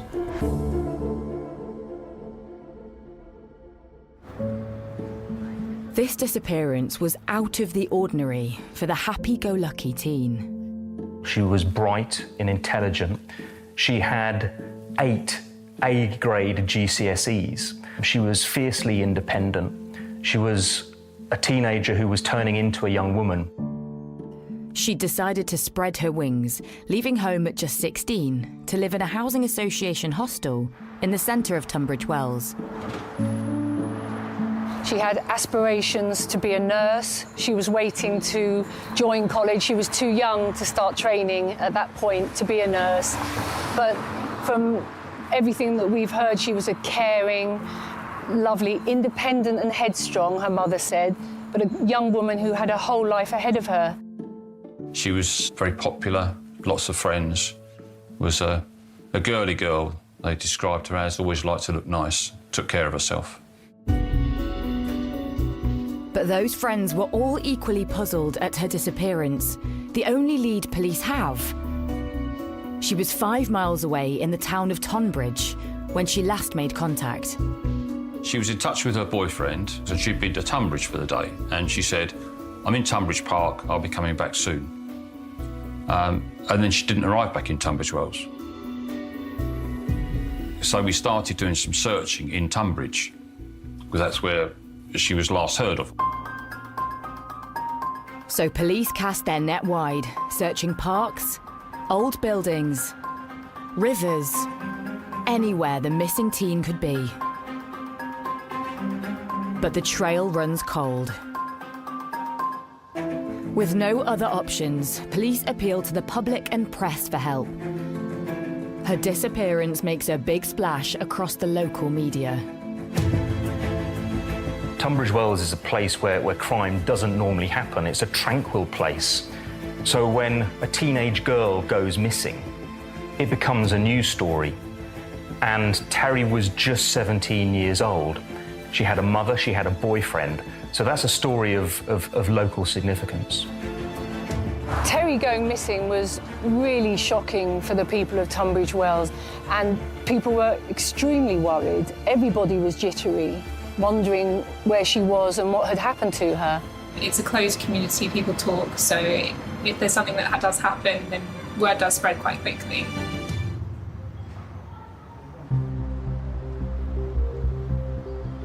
It's 10 days since Terry went missing, and still no word from her. The family makes another desperate appeal to the public. As time passed, we get more and more concerned when someone doesn't stay in contact. And what we were really more concerned about with this case was she'd not been in touch with her mum. Her mum would tell us that Terry always would respond to her. Even if it was a, I don't want to talk to you, she would get a response. So when that didn't happen, obviously the concerns were raised. Concerns are also rising across her close-knit hometown of Tunbridge Wells. I think as the days went by and Terry was missing, fear started to grow that something terrible had happened to her. And there was a big community effort. There were posters everywhere. The taxi drivers all carried flyers.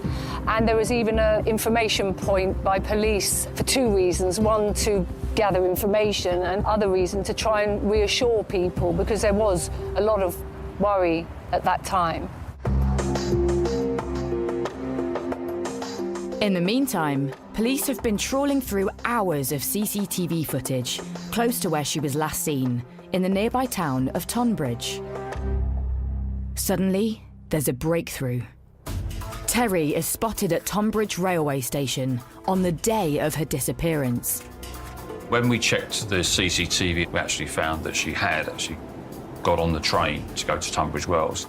And then checking the CCTV at Tunbridge Wells railway station, we found that she had got off the train at Tunbridge Wells.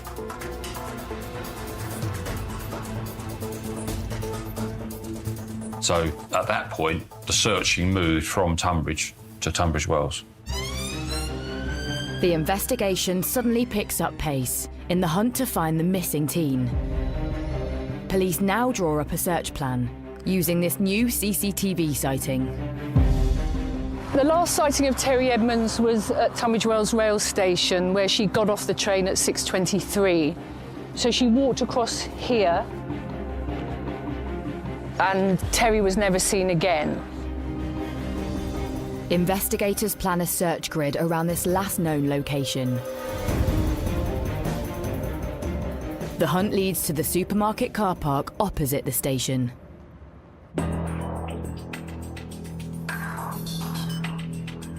On the 12th day of Terry's disappearance, there are reports of frenzied police activity on wasteland next to the car park.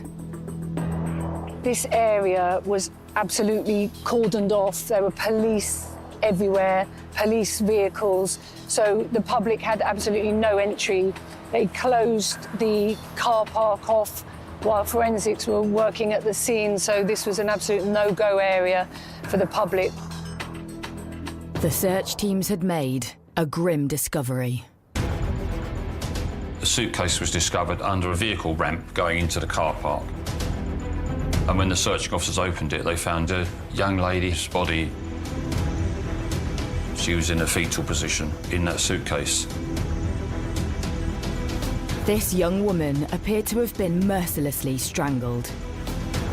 She'd been placed inside a suitcase that had been well hidden behind a wall, a squalid, desolate and dirty spot to leave a young girl's body. This was a brutal, horrific murder.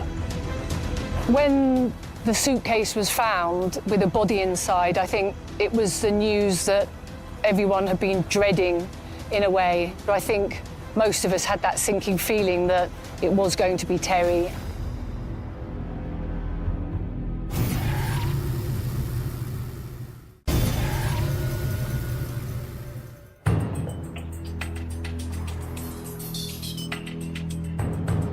Police in Tunbridge Wells have been searching for missing teen Terry Edmonds. On the 12th day of her disappearance, they make a gruesome discovery under a car park ramp close to the station. The body of a teenage girl is found stuffed into a suitcase. She'd been strangled. This was a brutal, horrific murder, a desperately tragic an awful way to leave the body of a teenage girl. The person who killed her had no sense of humanity to leave a teenager in such a position. The body in the suitcase was found behind a wall, just here. Immediately, police taped off the area, and there were lots and lots of police officers, forensic teams, sifting through the area looking for evidence.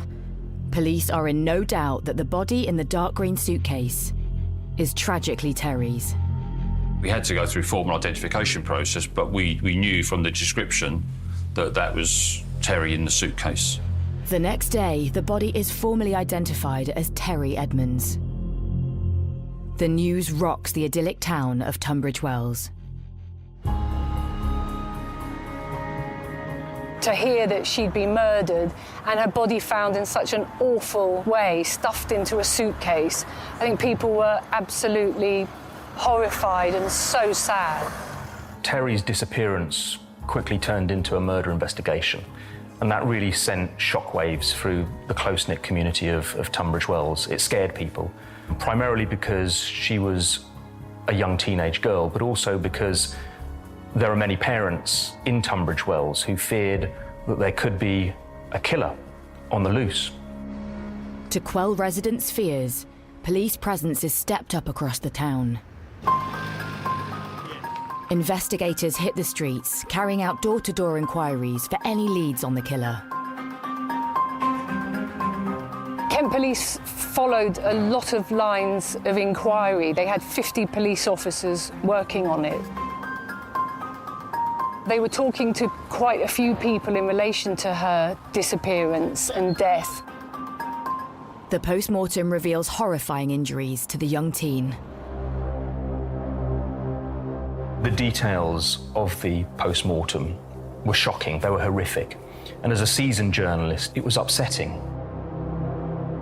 Terry had endured a really brutal and violent attack. She had been physically overpowered. She'd been raped, and she'd suffered a number of injuries. And her last moments would have been truly horrific.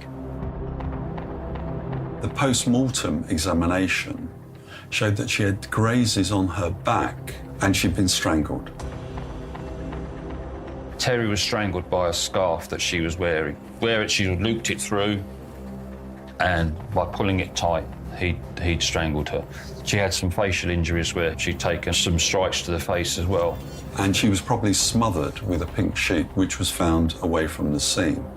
Blood is found on this mysterious pink sheet, which is retrieved with Terry's trainers and her cigarette lighter in a pile of rubbish close to her body. They're sent off for analysis at the lab. But it's the suitcase that police hope could be the key to finding her killer. Once the body had been removed, then the suitcase itself was considered as a crime scene. And that crime scene was essentially packaged up carefully and submitted to the Forensic Science Laboratory for examination. Police hope testing for traces of DNA could provide answers to some of their biggest questions. Initially, we were looking to see where the suitcase had come from. Could we have an owner of the suitcase? Could that be a big clue for us? Whilst the lab pores over the suitcase, the spotlight falls on the person who raised the alarm. Terry's boyfriend. New evidence comes to light about a fallout with his girlfriend. The last person that the police were initially aware of that had spoken to Terry was her boyfriend, and they'd had a row. Bearing in mind, most murders are committed by people that are known to the victim. Samples of the boyfriend's DNA are also found on Terry's body. Police investigating the disappearance of 17-year-old Terry Edmonds have today made an arrest. Detectives arrest Terry's boyfriend at his home in the nearby village of Hadlow. He's taken in for questioning. He was living with his mother in a house in Hadlow, and When he was arrested, police went to his property, uniformed officers were stationed outside, and forensic officers went into his house and conducted a search all night. But eventually, this would draw a blank. They did release him without charge because it was quite clear he was not involved in any way, shape or form. And it was clear he was at work, and there was no way that he was involved. With the boyfriend eliminated, police focus on the suitcase. Forensic scientists have been putting their star piece of evidence under the microscope, and the suitcase has yielded a significant lead. We recovered various samples, including a sample of DNA from the retractable handle. And the retractable handle had like a little switch on it. So we recovered material from that switch, and that DNA profile matched an individual that was of interest to the police investigation. That was a light bulb moment in the investigation, because we felt that, you know, that would lead investigatively to the identification of a suspect. So police make a second arrest, and the man is brought in for questioning. It's a turning point for the investigation. That suspect, in this case, turned out to be the previous owner of the suitcase. Now, that person then gave information to the police to say, that is my suitcase, but I gave that suitcase away. I believe, actually, it was given to the Salvation Army, so a charity donation. As the police hit another brick wall, the clock's still ticking, and there's a brutal murderer on the run. Clearly a dangerous person, clearly a very dangerous person, and trying to get them. This is the real whodunit. So detectives have to go back to the drawing board, refocusing their efforts on the location where Terry was found. The car park. Through their inquiries, investigators discover it was often part of her regular journey through town. And she used the car park as a short cut-through, if you like, to make her way back to the hostel that she was staying at, that was just at the rear of the car park. Though nothing on the police's CCTV trawl shows Terry's last suspected steps through it. There was no CCTV in the car park itself, but there was CCTV at the exit, and she wasn't seen to leave. So we checked everything, double-checked it, triple-checked it. We couldn't see her leave. Police can now prove Terry never left the car park, which means she must have been killed there. They double down their efforts to find out who else could have been using it on the Easter Monday evening she went missing. We had to look wider, and we were looking at other people. And within the car park in Tunbridge Wells, there were some people that we called the rough sleepers. They were homeless people who'd found certain areas of the car park, stairwells of the car park, that they used as accommodation. And on those stairwells, certain people sleeping rough there on cardboard mattresses, sleeping bags, duvets, that kind of thing. We started looking at those people to see if there's anyone there was of interest to us. We made inquiries to the rough sleepers in the car park. Did any of them own a suitcase? And they all denied it. But intelligence from an officer on the beat suggests otherwise. A local police officer told us that he knew of one person who had a suitcase.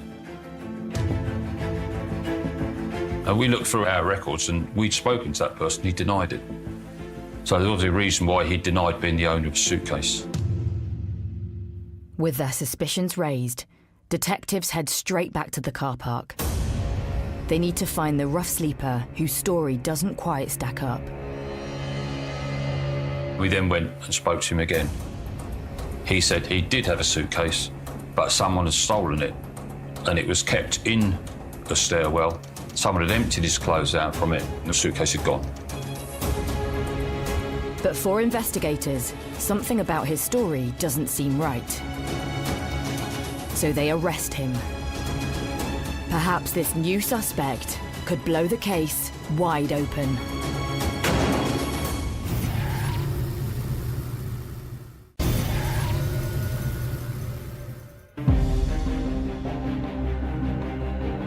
In Tunbridge Wells, 17-year-old Terry Edmonds has been found dead. She was sexually assaulted and dumped inside a suitcase next to a car park. Police have made another arrest. A local homeless man has been brought in for questioning. 21-year-old Philip Bell. He confirmed that the suitcase that Terry was in was the suitcase that he had previously owned. And we asked him more about it, but he insisted that the suitcase had been stolen. Nevertheless, there were little glitches in his story that were starting to cause the police concern, and that's when they started to kind of zone in on him as a suspect.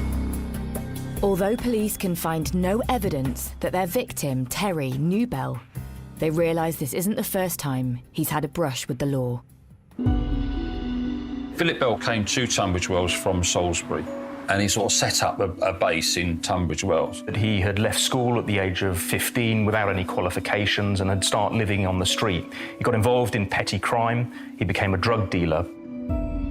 Philip Bell had been in Tunbridge Wells for about 2 years, living rough, and he was heavily into drugs, so cannabis, crack, speed, solvents. So he was a big drug taker and just drifting around, really. And Bell's transient lifestyle puts him at the location where police believe Terry met her fate. The car park. Through their inquiries, police are told Bell had set up home on the landing of one of the disused stairwells. In the basement of that stairwell, forensic investigators find something sinister, with a link to Terry. She had some dirt, some debris on her, inside her clothes, that was directly linked to the bottom of the stairwell. And at the bottom of that stairwell, her blood was found. The fact that her blood, her being in that stairwell and injured was really important because it identified the attack site, essentially. So police have found their murder scene.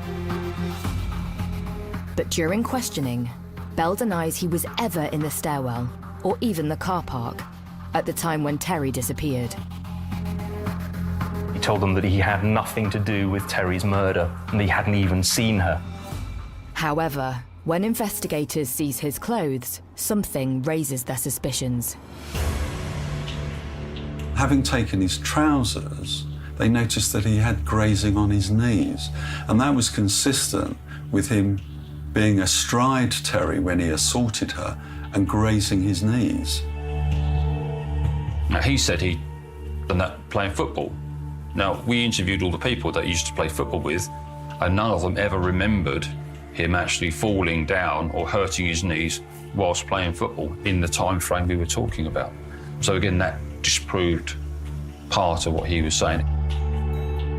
Although the case against Bell is beginning to build, the evidence is largely circumstantial. Detectives still don't have enough proof to charge their prime suspect with murder. With there being no other evidence at that particular time, we had to release him on bail whilst we carried out other inquiries. It's a blow for the investigation. Just days later, searching for answers about her daughter's death, Terry's mum once again makes an emotional public appeal. I am begging you, please, if anybody knows anything, however little, get in touch, because anything to help catch the person that's done this will help. Over the next months, detectives work 24/7 in the hope to get the potentially dangerous Philip Bell back behind bars. They doggedly trawl through hours and hours of the town's CCTV footage for anything that could link him to Terry's disappearance. Suddenly, something catches their eye. It was some time later we were looking at more of the CCTV, and we found Philip Bell.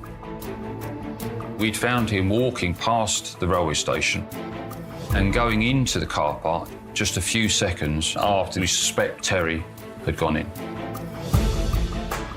Although we never saw him and Terry together, It was clear from the timing that he followed her in moments after she went into the car park. Police now have proof that their suspected killer and his victim would have crossed paths. And that's not all. We then, about an hour later, we had CCTV of him leaving the car park. So that sort of brought us to a conclusion that she'd gone in, he'd gone in shortly afterwards, he'd come out, but she hadn't. So that added to our suspicions that he could have been responsible. For the investigation team, this is really big. The new CCTV blows apart Bell's claim that he wasn't at the murder scene at the time of Terry's attack. Initially, when Philip Bell was arrested and interviewed in May, he denied that he'd returned to the car park. Although there was no CCTV or eyewitness accounts from what happened within the car park, the CCTV was absolutely crucial because it demonstrated that Terry and Philip Bell were effectively on a collision course as they entered the car park. Detectives also spot something strange about Bell's clothing as he leaves the car park. When we suspect was the hour in which Terry was killed, he came out wearing a different pair of jeans. And we're able to identify that from CCTV because one pair was baggy and one pair was slim-fitting. So we were asking why had he changed that clothing? Soon, investigators come up with a sinister theory. Our theory was that he had got blood on his trousers, taken and disposed of those trousers, and changed them in that hour. Because why else? Why would you suddenly change your trousers halfway through the day? Could this explain Bell's change of clothing? There was only one way to find out. Philip Bell is rearrested and questioned by detectives once again. He maintained that he was not in the car park around that time on that day. He was then shown the CCTV, which put him in the car park for an hour and him leaving that car park. And he admitted then that he had been in the car park that day, and he actually admitted that he'd been in, it was called the Lonely Staircase because there was no exit from it to any main part of the car park. It was where Terry was actually killed.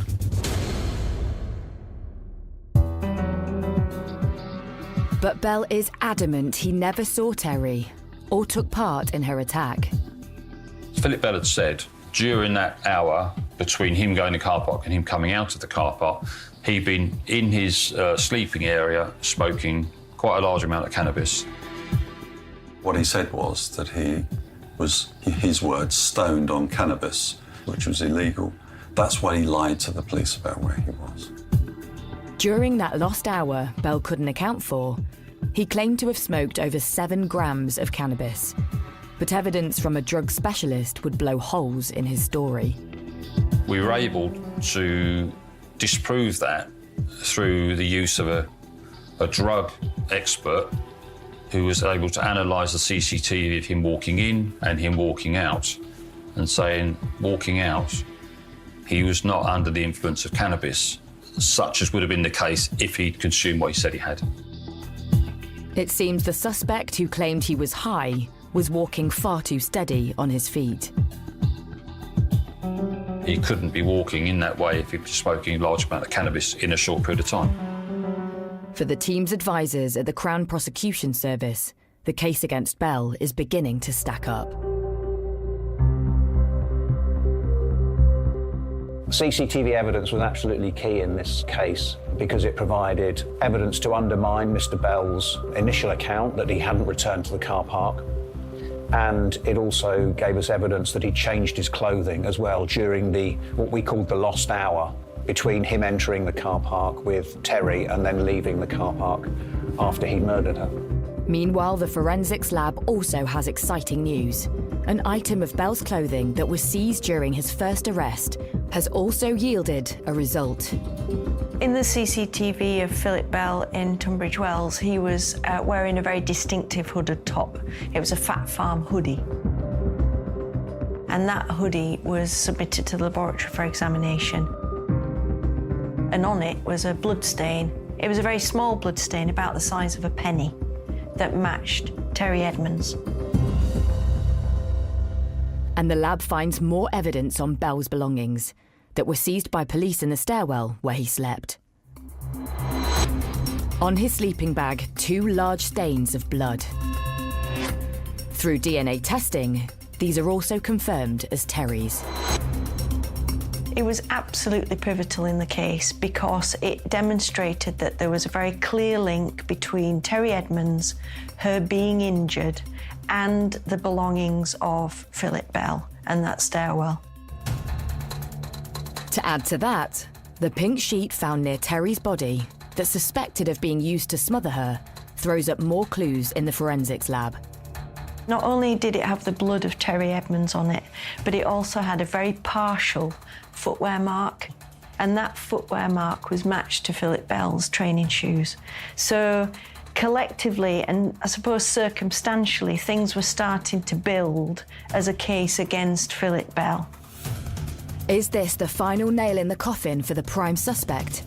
Forensic investigators find a semen stain on Terry's underwear.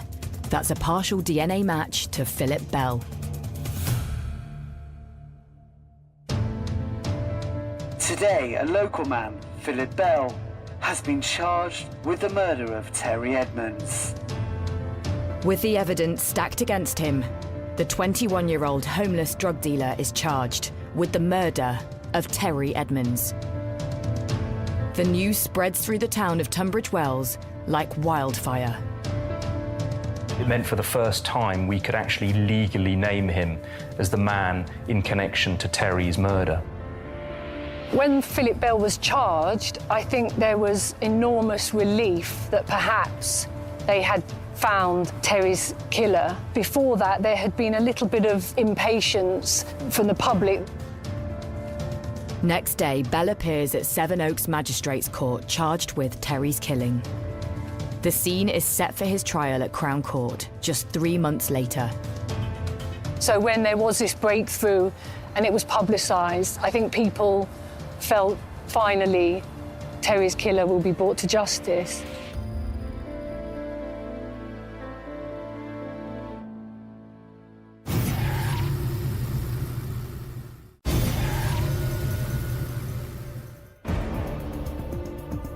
In Tunbridge Wells, 17-year-old Terry Edmonds has been found strangled and sexually assaulted, then stuffed inside a suitcase.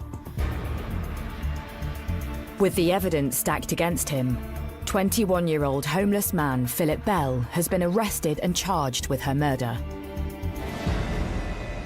He's spotted on CCTV following Terry into a car park, and his hoodie has a stain of blood belonging to his victim. Detectives have built up a chilling theory of how he carried out the attack.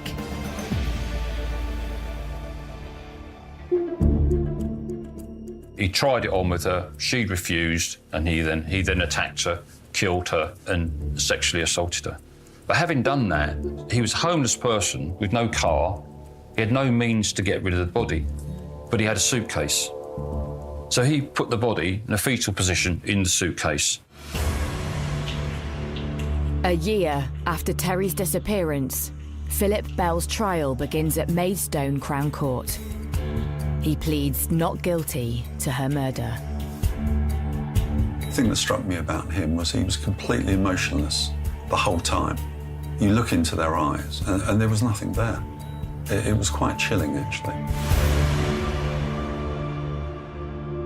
But as the trial progresses, police realise convincing the court of Bell's guilt may not be an open and shut case.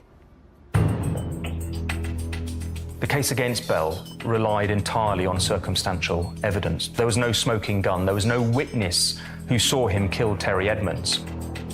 I think that Philip Bell also had a very good defence barrister who was able to just chip away at the little bits of evidence.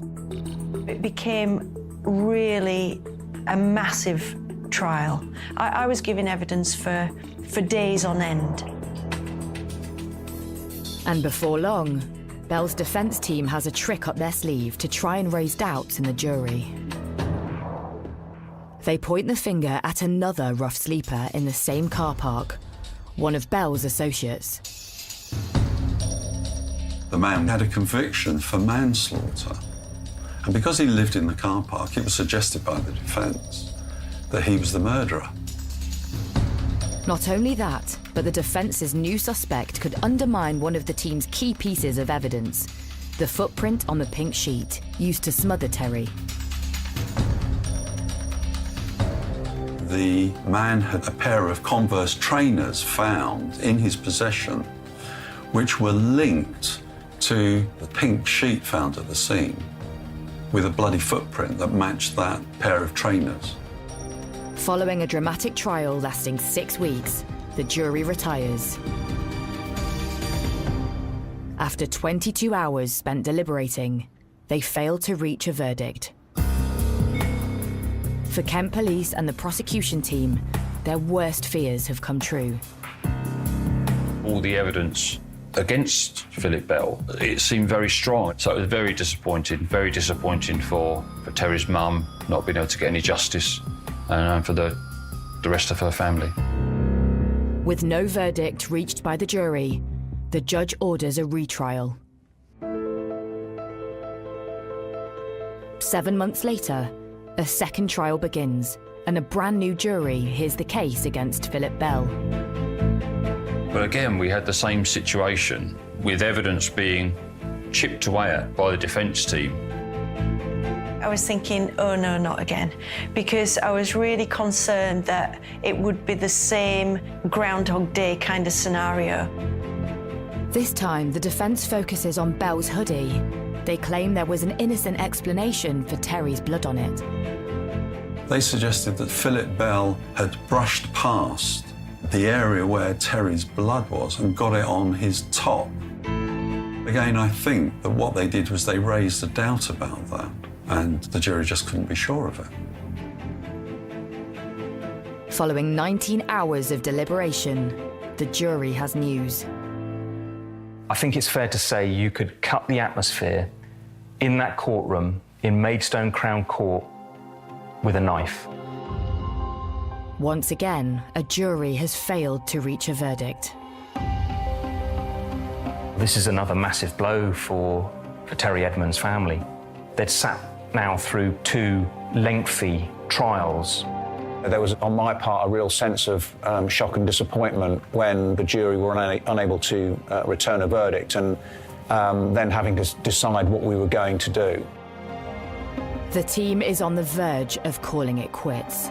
Now, if we'd done that, Bell would have walked free, and Terry's killer would never have been brought to justice. But in a last-ditch effort to save the case, the prosecution tries for something rarely attempted in British legal history. A third trial of the same defendant. And so we argue that it was in the interest of justice to go a third time, which is unusual. It was the right thing to do, that we had an overwhelming case, that Terry had been murdered by Philip Bell. It's a close call, but the judge sides with the prosecution and agrees to keep Bell in custody until the retrial. So the team has one last chance to put Bell behind bars. If the case fails, then he is going to walk free, and he could be dangerous. So the prosecution goes back to basics. First, they tackle Bell's claim that he brushed past Terry's blood, left on the stairwell. Forensic scientists run tests using the same small amount of blood that was found on Bell's hoodie. This tiny amount would have started drying if he'd touched it after the attack. So you can see that if the blood has started to dry quite considerably, the stains start to break up. They're quite gritty, they're quite flaky. But the stain on Bell's top seemed fresh, questioning his version of events. The blood stain on the hooded top was not flaky, it was fresh-looking blood that had been transferred, so it demonstrated that it wasn't drying blood. So that blood must have transferred very quickly after it was available, which started to put Philip Bell being involved in the assault on Terry Edmonds and being exposed to her blood after she was injured. Not only is the forensic evidence building better than before, this time the prosecution have also found a new star witness who has come forward to the police. A 15-year-old girl came and gave her account about how she had been invited to go to the stairwell that Philip Bell was staying in. And quite chillingly, she described what we believed had happened to Terry, her being straddled by him and being bruised by him and him trying to assault her. But very fortunately for her, somebody came and disturbed them and she was able to escape. That was just exactly how we imagined that the attack had taken place on Terry. And you could hear a pin drop. It was compelling evidence, and it showed in law that he had what we call a propensity to commit this type of offence. As the prosecution's case seems to get stronger, Bell's testimony on the stand just falls apart.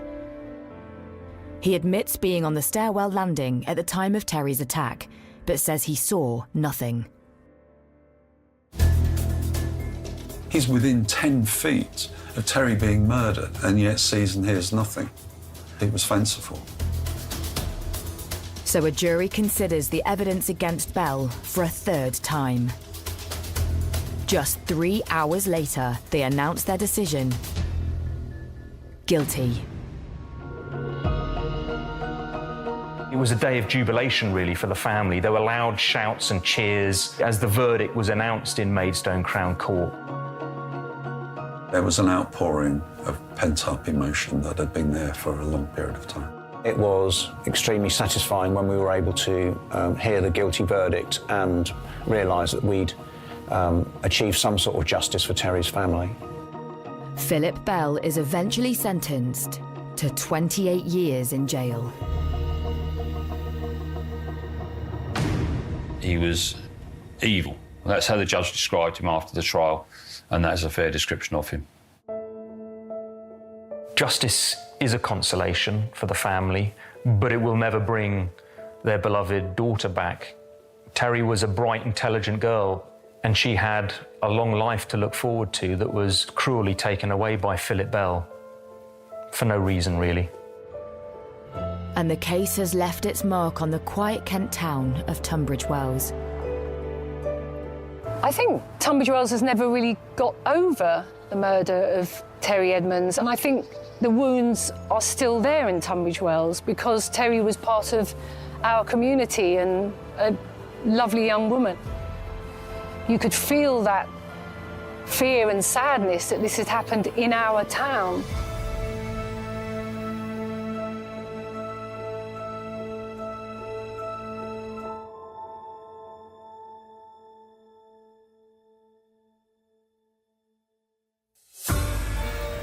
The threat has resurfaced, placing the very thing everyone needs to survive under attack. It's a waterfall of bad news for Cobra in new cyber war on Sky Mix, Thursday at 9.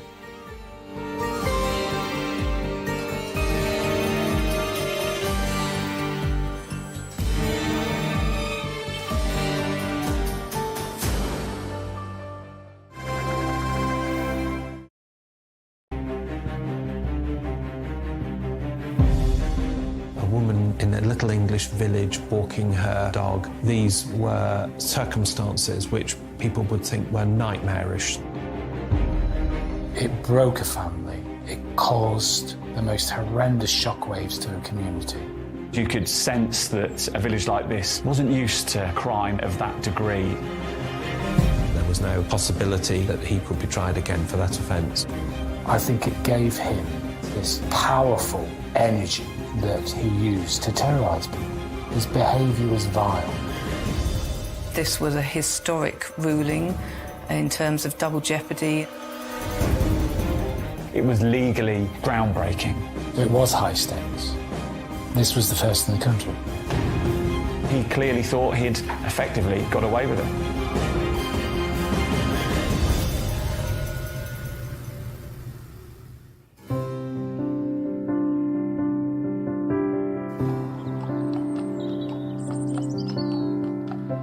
Scott under Wychwood, a pretty picture postcard village that's home to just 500 residents. This peaceful, rural parish lies in the Evenlode Valley in Oxfordshire. Ascot under Wychwood is a small village.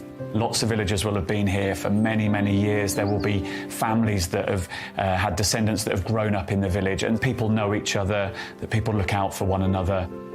It really is a tight-knit community where people generally know what's going on. You know, if you drove through a village, you'd say, oh, this is a really nice place to live. You know, very idyllic, nice people, and a place where you perhaps also feel quite safe.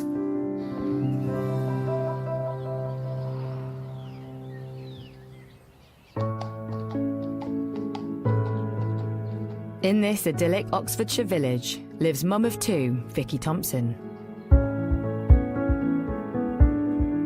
Vicky was an absolutely delightful mum, wife, and, you know, loved her family, great family unit. People that came into contact with her, you know, equally found her delightful. You know, she was a lovely, kind lady.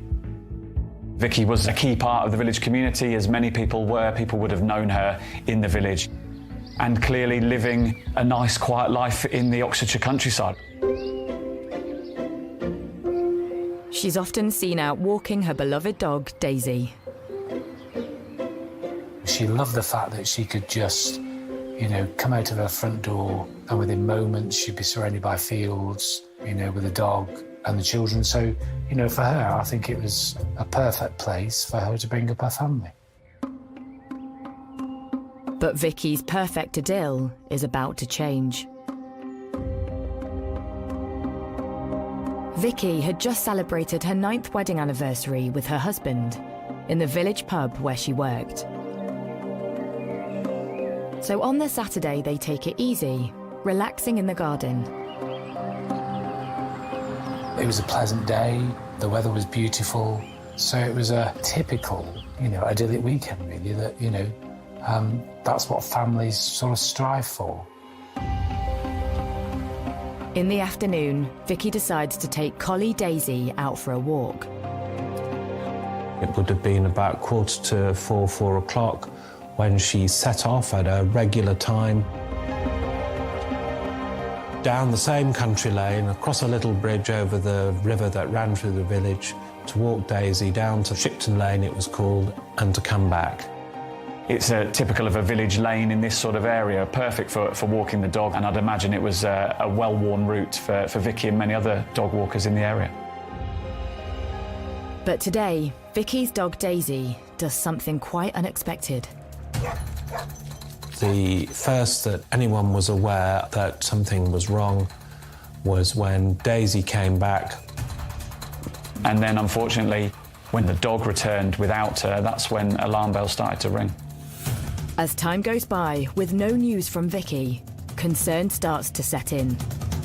Vicky's husband went out, started looking, spoke to neighbours, spoke to friends, and then, you know, you almost naturally go into a sort of second phase of now starting to do a bit of a search, which is exactly what happened. So it sort of morphed into more of a search and thinking something's not quite right. Vicky's husband assembles a small search team of family, friends and neighbours. They retrace her steps on her regular walk down Shipton Lane in the desperate hope of finding her. One of those who were looking for her did notice some bloodstains on the surface of the path, but they thought that they were the blood of a sheep or something of that kind. They didn't think much of it at that time, so they went back to the village, and it was only when she still didn't return and they went back again that they looked at the bloodstain more carefully and came to realise that it was quite fresh, that beneath the congealed surface it seemed still to be wet. But much more importantly, nearby they then found some broken pieces of jewellery which were very quickly identified as hers. And that then became a source of real alarm. And I think it was that discovery which prompted the first call to the police. Finding that jewellery, all that did was, I think, heighten the sense of nervousness within those that were looking for Vicky at the time. As police make their way to the scene, the frantic hunt continues for Vicky. Her husband and neighbours are terrified she's clearly come to some harm. They make their way further down the lane. This is Shipton Lane. We've got the lane itself, and then to the right you can see the train track, and they must have really panicked and must have been desperate in time to find her, and it wouldn't have taken them too long once they'd realised that she was no longer on the path to scour the local area. 3 hours after Vicky went missing, they spot something sinister.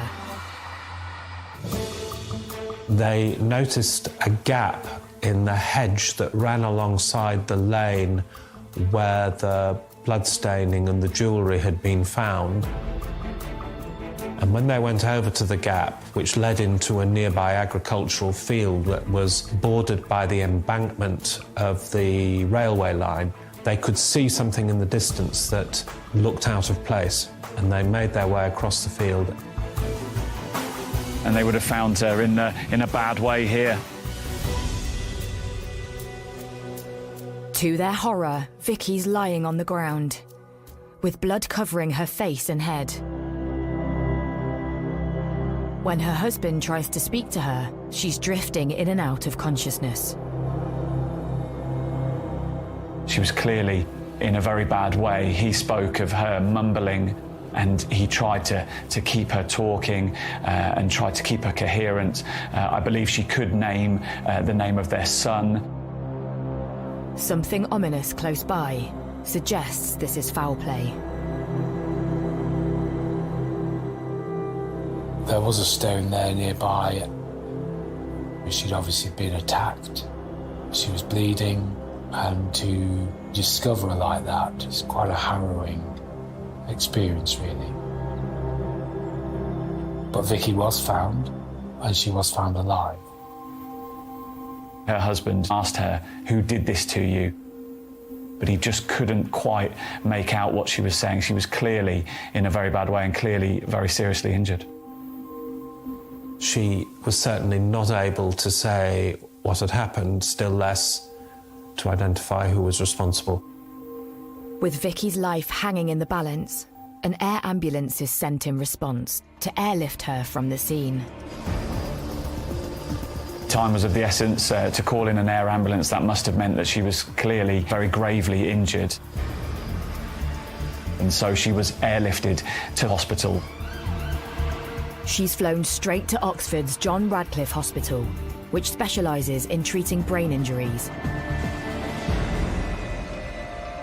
She'd suffered multiple blows with a hard object to her head, which had caused skull fractures and serious brain damage. As police secure the crime scene, their minds turn to the violent attacker on the loose.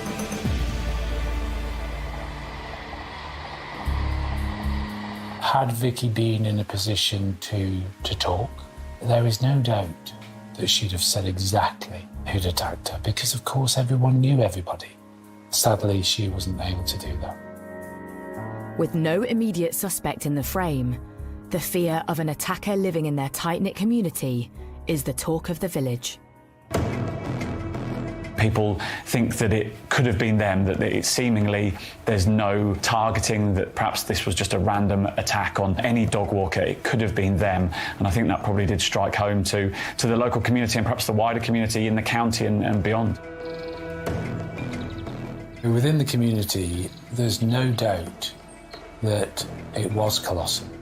You know, that fear of crime can be just as powerful. And when you've got a small community that has been completely rocked by what unfolded, there's no doubt that it impacted that community severely.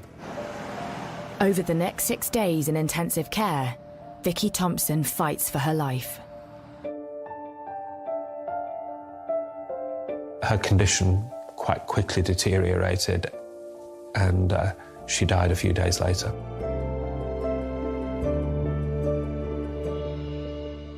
And the cause of her death was blunt force head injury. It's the news no one in the quiet village of Ascot under Wychwood wants to hear. Vicky's violent assault has now become murder. As a reporter, I've covered many incidences of dog walkers being attacked, and they strike a chord with people. But when it develops into a murder, then I think it really does chill people locally.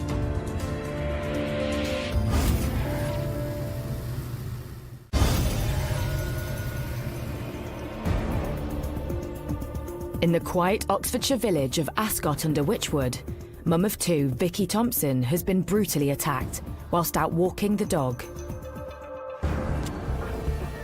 and dies 6 days later from her injuries.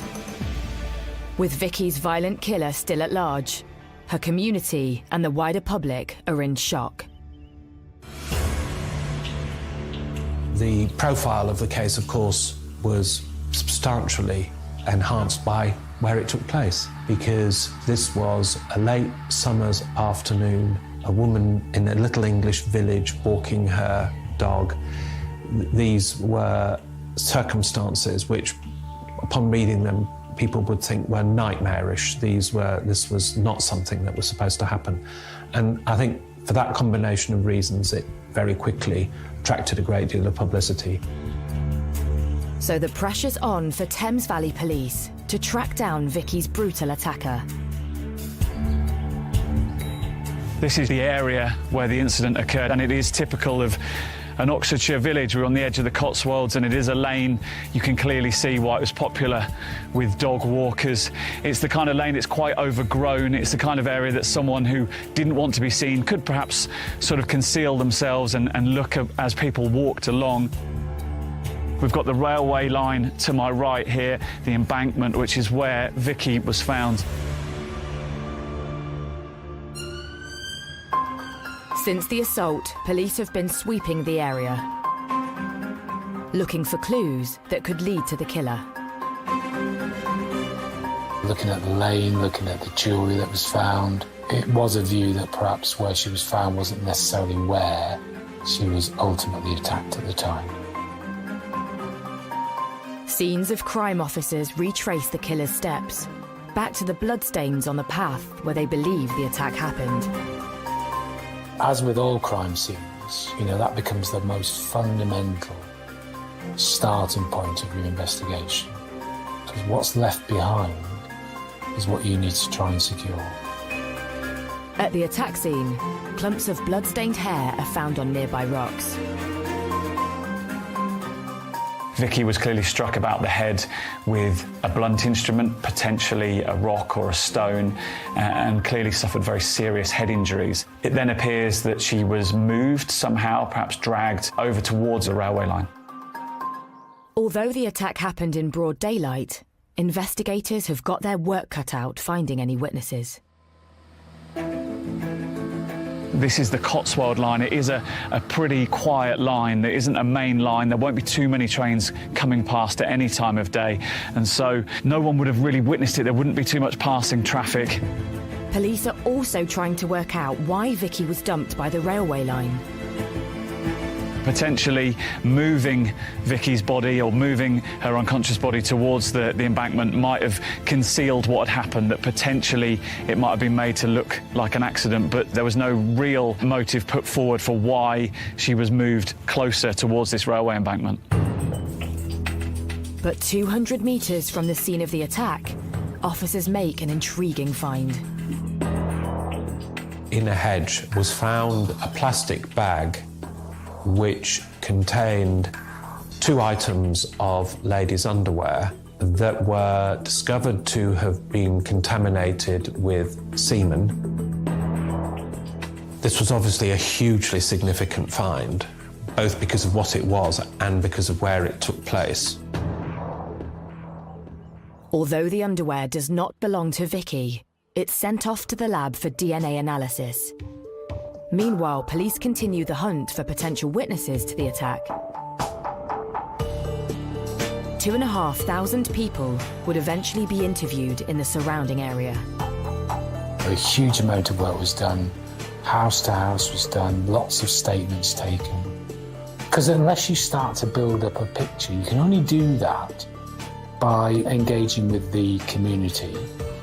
And so it was a significant, large investigation, treated as a serious investigation right from the very outset. But in the village, one name starts coming up on the doorstep. 20-year-old odd job man, Mark Weston. And there's those that, are mischievous and those that are perhaps, trouble. Mark Weston was trouble, not mischievous, he was trouble. And the investigation identified Mark Weston as a key suspect, and they had every reason to do so. And police are told Weston is often seen on the path leading towards the crime scene, Shipton Lane. He used to go down there. I mean, this is a chap, we've bear in mind, he didn't have a day job. He hanged around. So this place was a sort of regular haunt. There was lots of witnesses that would place him on this lane because it was a regular thing for him to do. Through door-to-door inquiries, 4 separate villagers tell police they saw Weston heading towards Shipton Lane just before the approximate time of Vicky's attack. The local post office clerk claims she saw him looking alarmed, covered in sweat, and running away from the village only an hour later.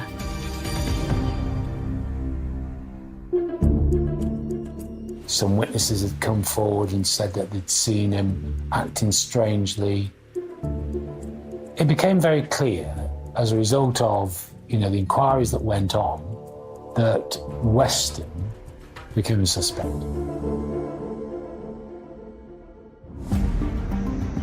So police pay a visit to Mark Weston.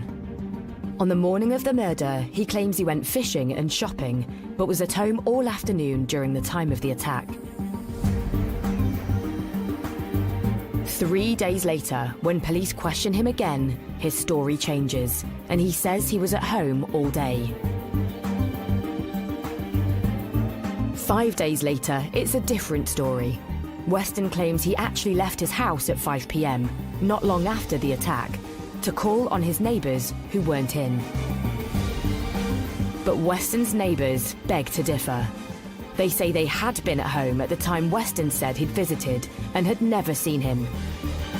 For police, something doesn't stack up. There are conflicting reports about where he was. All this sort of stuff was coming in that conflicted with what Mark was saying. It would be right to look at him very carefully. But looking very carefully is one thing. Having the evidence to support an arrest is another. But when scenes of crime officers search his garden 4 weeks after the murder, they find the charred remains of a sweatshirt or jacket that he's attempted to burn.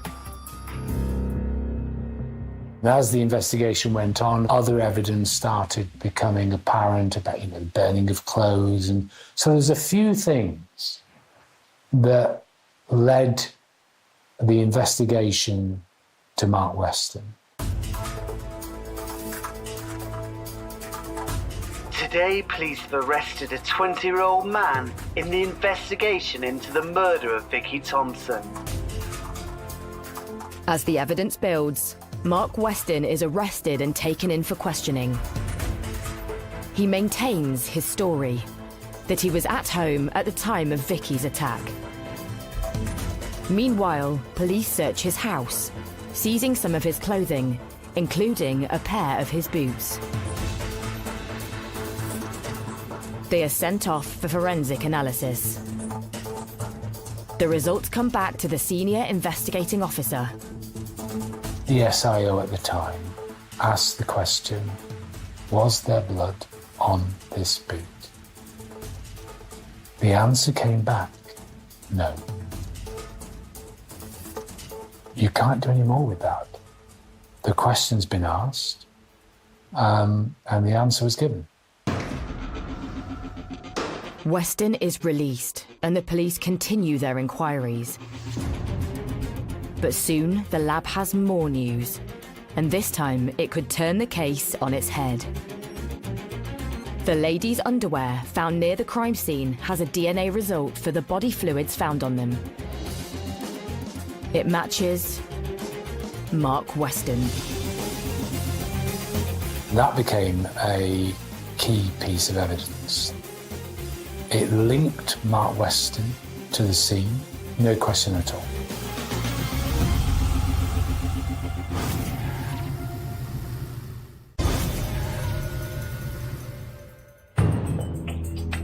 In Ascot-under-Wychwood, Oxfordshire, police have a prime suspect for the murder of mother of two, Vicky Thompson.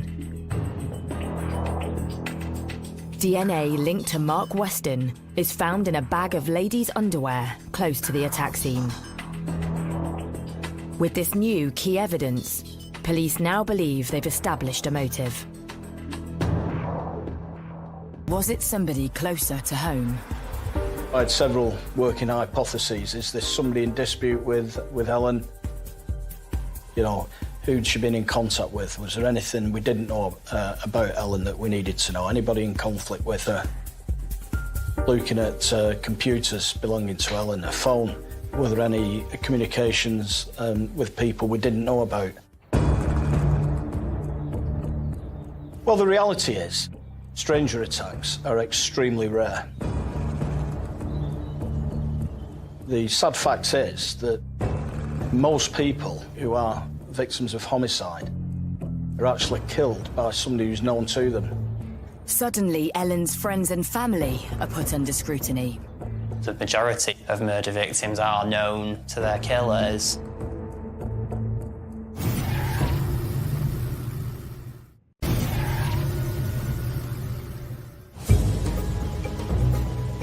The body of 18-year-old student Ellen Higginbottom has been found 10 hours after she went missing in the Lancashire village of Orrell. Greater Manchester Police start to look closely into Ellen's life. In the wake of her body being found, immediately one of the questions is, did she know her killer? In the vast majority of cases, that is the case. The questions I would be looking for is there anybody who she's been in dispute with or fallen out with? Now, that can be because they're friends or work colleagues or partners, family, anything of that nature. You know, does she have a partner? It transpired she had a boyfriend who'd assisted with the search. Could any of these individuals be involved? With a list of people drawn up by police, everyone closely connected to Ellen is intensively questioned. As a senior investigating officer, you know, keeping an open mind and making sure that every angle is covered is important. So we utilise a strategy called trace, investigate and evaluate, where we look for things like alibis and where people were. And some of these people I was able to rule out as being potentially responsible because their alibi and movements and times showed that they couldn't be involved. Ellen's family, boyfriend and inner circle are ruled out of the investigation completely, which leaves a terrifying prospect. The reality was that this was a stranger who'd committed this horrific crime. With a killer on the loose, the concern in the community grows. I think people were in fear here that there's someone kind of walking among us in Orrell that could do something like that. It affected the community pretty badly because there was lots of lone women that used to walk around the park with either the dogs, prams, stuff like that wouldn't go. They wouldn't actually go near the place. The pressure is mounting on police to find those responsible. When it became apparent that this was a stranger, in all likelihood, you know, the responsibility on my shoulders as the SIO, it's so intense. You know, I was in the white heat of the investigation. You know, Greater Manchester Police were resourcing and investigating this as thoroughly as possible to apprehend the very, very dangerous offender. Post-mortem results arrive, which could offer clues to her attacker. The cause of Ellen's death was two quite dreadful, very deep wounds, in particular to her neck, either one of which would have been sufficient to kill her. DS Howard Millington said the severity of it and the ordeal that Ellen had gone through was unimaginable. It was a crime of very unusual severity and brutality. Forensics also arrive from the scene, and the investigation takes an even more sinister turn. But this was where Ellen was actually found. A little bit further this way, and there was a hole in the hedge.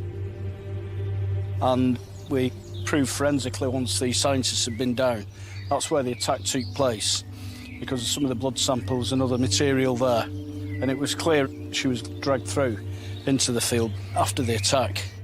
Ellen's clothing had been disturbed in a way that was consistent with deliberate interference with her garments.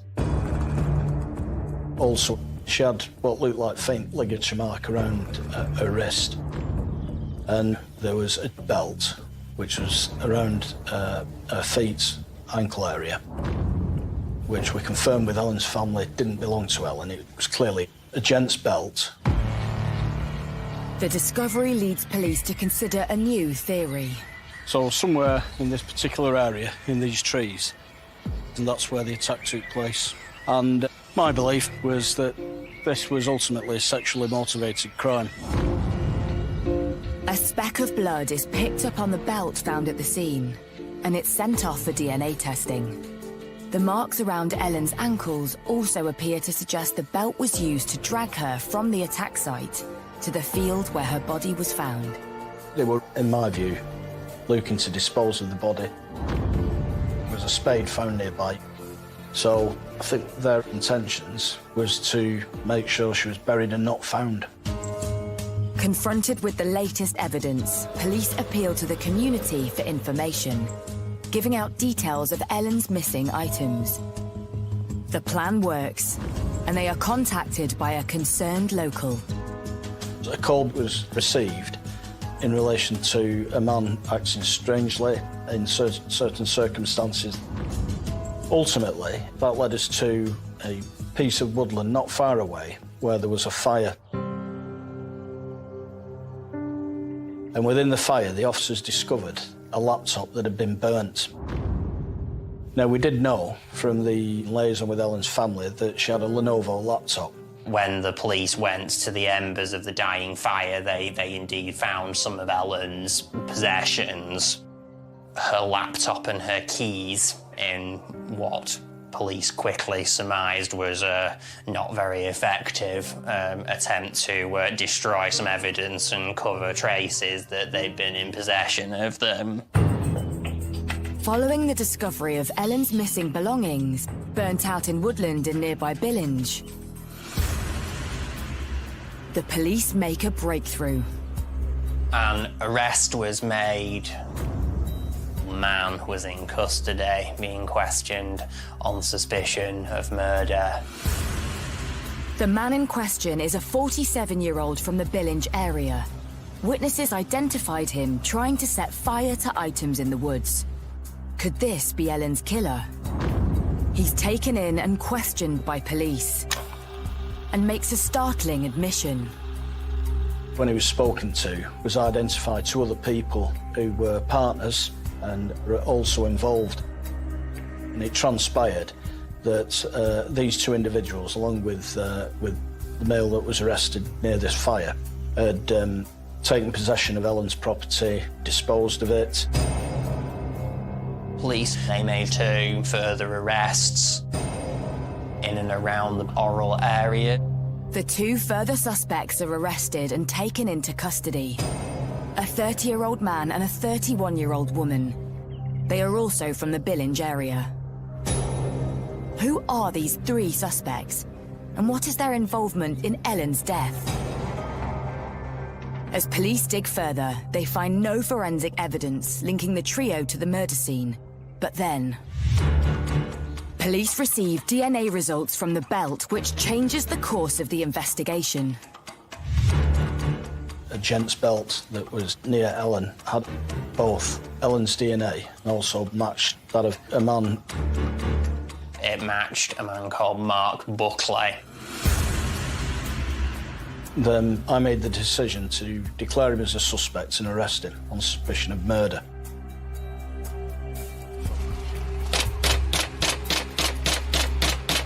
Police! You're under arrest on suspicion of murder. You do not have to say anything. It may harm your defence if you do not mention when questioned something you're later aligning in court. Anything you do say may be given in evidence. Would you like to make any response to that?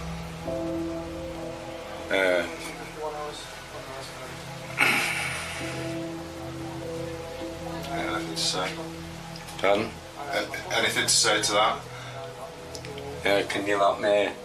Yes, have you got keys on you? Or Yeah. the keys? The keys are there, are they? Right. Okay. Well, we'll secure your property for you. Don't worry about that.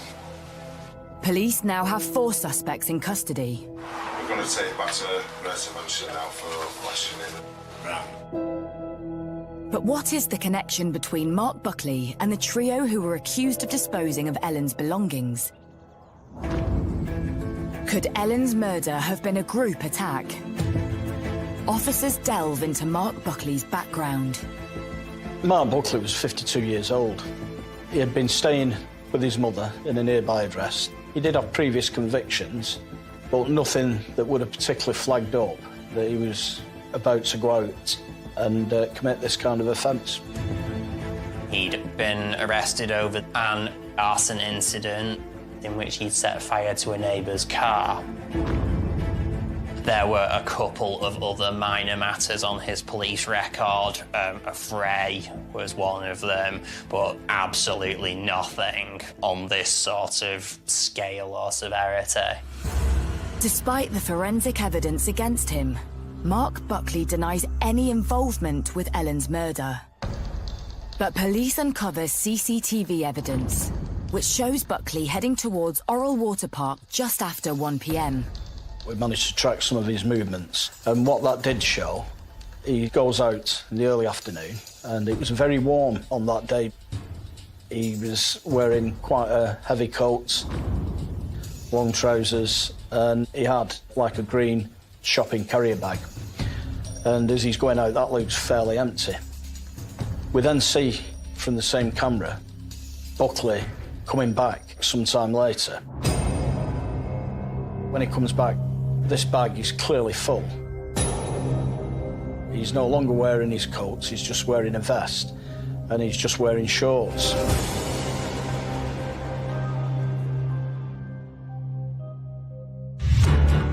Despite being confronted with video evidence, Buckley continues to deny any involvement in Ellen's murder. But then the other suspects in custody start to speak. Not only do they say they are friends with Buckley, but they describe how they came to have Ellen's possessions. Transpired that Mark Buckley had been to the 3 offenders. He had passed on a rucksack with items including a laptop and keys that he'd stolen from Ellen. He had also sold on her mobile phone to one of them as well. With the evidence against Buckley mounting up, he finally cracks. When he was questioned by detectives, Buckley, in the end, confessed fairly quickly to killing Ellen.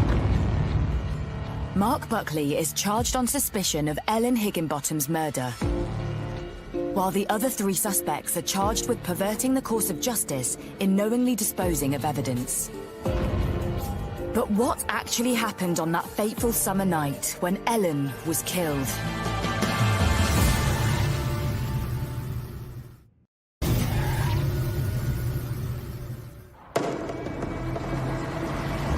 "52-year-old Mark Buckley has been charged with the murder of 18-year-old student Ellen Higginbottom, after he admitted to police that he was the man responsible."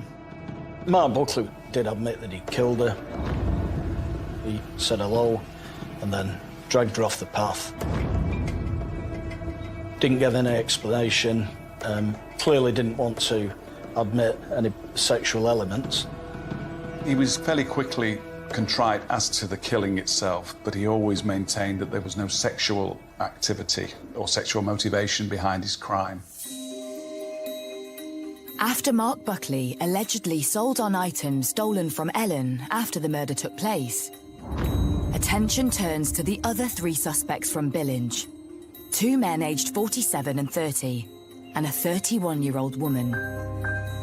3 other people were on charges related to assisting the offender or involvement in the crime. They were charged with perverting the course of justice in that they got rid of evidence and handling the stolen laptop.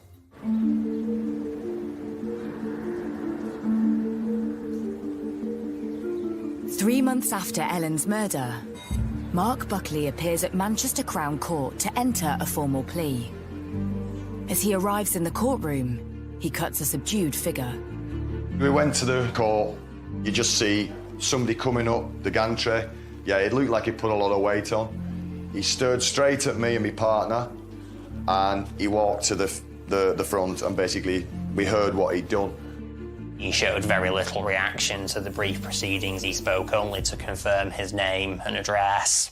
The defence said that he expressed remorse and regret to his lawyer for what he had done, but could give very little explanation of his actions or motive.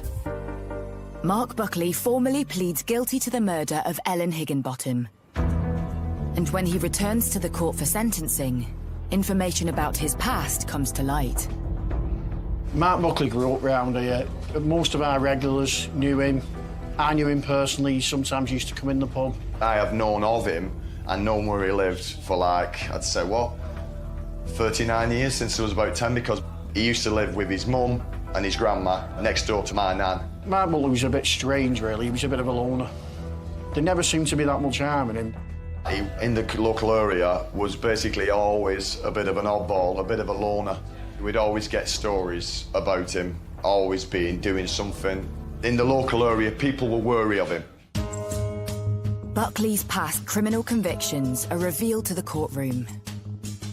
I can go back to August 2012. I got married and we was living near where Mark was living, and we come back the next morning to find out that he'd torched his next-door neighbour's car.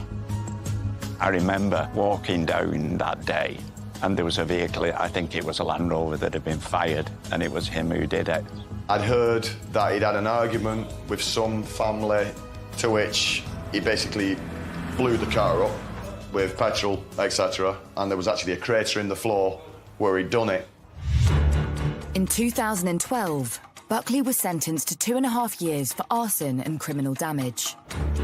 After serving his time, he came back to the village of Orrell.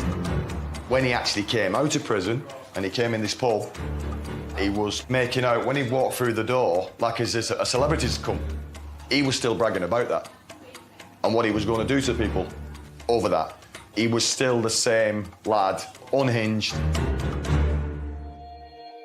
Feeling disturbed by his return, the local community had come together to raise their concerns with the police. People were basically scared of him coming in the area. As a result, police relocate Buckley to nearby Preston. But despite this, the court hears how he still found a way of returning to his childhood village of Orrell. I honestly believe that he was saying he was coming to see his mother, but not making out that he was staying over here. So the Preston flat, what he had, was vacated, and then he was coming here, staying with his mother for 3, 4, 5 days sometimes. A lot of people was anxious and scared about that. Tragically, the community's fear and suspicions around Buckley come into fruition on the morning of the 16th of June, 2017, when Buckley enters Orrell Water Park at 5:30 a.m. Buckley had been in the park probably from almost first light that day. Early morning dog walkers recall seeing Buckley. Mark Buckley, police discovered, had been in the area for quite some time. He had been scoping out the area on the Friday. Basically, Mark was on the prowl round the water park, and different people had come forward saying an individual was preying on young women. He approached a number of women who were walking alone and then let them go. Several hours later, Buckley returns home, but decides to revisit the park again at 1 p.m, perhaps more determined to find a victim. By chance, Ellen Higginbottom has just finished her final exam and enters the park at 2 p.m. She had no idea what would be waiting for her. On that afternoon, he selected his victim as Ellen Higginbottom when she wandered alone into the water park. She was a very petite girl. She stood 5'4". She was very slightly built, and he was able to overpower her very easily. After the murder, which we believe took place probably around 2:30 in the afternoon, it would seem that he was still in the vicinity of the park. He tried to get rid of what would have been heavily blood-stained clothing. The court hears from witnesses who saw Buckley in the park that afternoon with scratches across his body. Eyewitnesses recall him making some excuse that he was rather hot and bothered because he'd had a bit of an episode with the dog, and some of the scratches, which were probably poor Ellen's defensive actions that had caused those, he blamed on getting tangled up with the bushes in his lead and his dog. 2 hours after Ellen's murder, Buckley finally returns home wearing only shorts and a vest, while carrying a bag believed to contain his blood-stained clothing, as well as Ellen's stolen belongings. Buckley then sells the items to his friends, the trio from Billinge, claiming he found them in the park. It became clear that these people used drugs. It was a chance to make some money, and ultimately some of the money that they received for items that, you know, they'd taken possession of was spent on drugs, and it was as simple as that, really. And later that night, as news of Ellen's disappearance was spreading through the village, Buckley returns to the scene of the crime. It would appear that Buckley decided to go back later to try to hide Ellen's body. He'd gone back with a spade, and the police were still at that stage searching for Ellen. His activities in the park registered on a heat-seeking camera that the police were deploying during their search. He was seen effectively by the police in what we believe was an attempt to make a better job at hiding poor Ellen's body in the undergrowth. The prosecution puts its theory to the court as to what lay behind Buckley's crime. When we presented the case at the Crown Court, we maintained that there was a sexual element to the crime. Mark Buckley denied and continued to deny throughout that there was any sexual motivation or activity associated with the killing. But it's revealed to the courtroom that following searches of Buckley's address, police discovered a bag. That bag was recovered from inside a bin. It was heavily blood-stained inside. And it also, in the bottom of it, was still what I can only describe as a rape kit. He was found to be in possession of condoms and lubricants and other unsavoury items in a carrier bag he had with him. So we left the court in no doubt that this was sexually linked, although there was no charge of rape or indecent assault, sexual assault or anything of that nature. And the court also hears further shocking evidence from that fateful afternoon. A witness actually came forward to say they heard what sounded like a man and a woman having sex within the trees. And unbeknown to that particular witness, I'm confident that that was Buckley assaulting Ellen. I'm confident about that because of the time and particularly the location. The location was subsequently identified as the attack site. On the 14th of September 2017, the judge imposes his sentence and accepts there was a sexual motivation to the murder. Buckley is sentenced to life imprisonment with a minimum of 31 years behind bars. We went to the court. As he was walking down to the thing, you seen him just basically go and puff down. And I honestly don't think he's got any remorse. I think the sentence Mark got was really a bit of a disgrace. What he did was absolutely disgusting, and he should never be allowed out in the community again. After pleading guilty to perverting the course of justice, the 47-year-old man from Billinge is given a suspended 2-year sentence and ordered to do unpaid work. The couple, also from Billinge, are sentenced, with the 30-year-old man receiving 20 months behind bars, while the 31-year-old woman is given a 16-month suspended sentence. He'd lied to the police, he'd helped get rid of property and handling stolen goods, and, you know, to behave like that, knowing full well what Buckley had actually done, and still get engaged in that, in destroying evidence and handling Ellen's belongings, is actually pretty despicable in my book.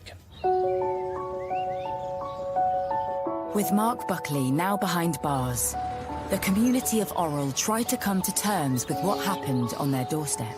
It did change Orrell. It's not just what he's done to the girl.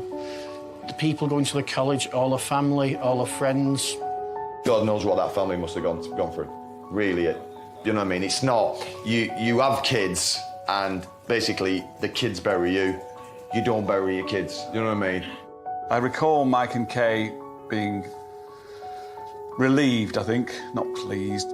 I think they were satisfied that Ellen's killer had been brought to justice. And in the centre of Orrell sits a lasting memory to the popular student who once had her whole life ahead of her. The community after Ellen Higginbottom's death came together and created a garden. It pays tribute to Ellen, her love of nature and animals, and there is a little library contained within it as well, where people can just leave spare books and can take books as well, which I think it was felt would be fitting to someone who loved her studies and would clearly have probably gone on to university and then a professional career of some kind.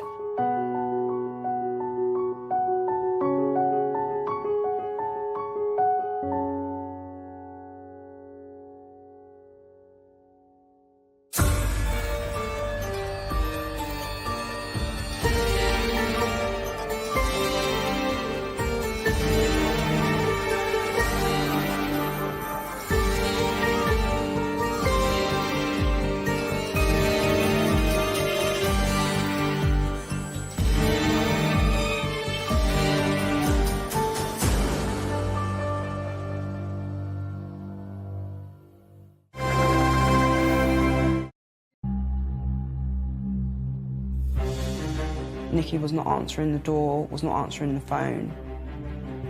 When she doesn't appear, people are surprised. She's usually very reliable.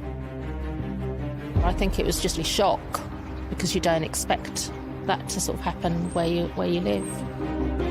Just unbelievable. It's like you're in a movie. It's not even happening to you. Murder? What do you mean, murder? When the police reviewed the CCTV footage, they saw a person entering the flats. It's chilling. She's on her way to kill.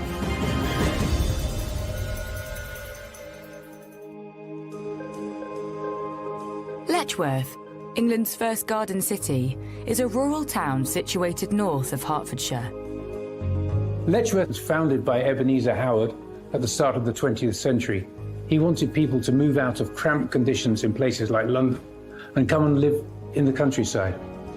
Letchworth, for somewhere to live, is lovely, it's welcoming, it's rural, but within easy reach of both Cambridge and London.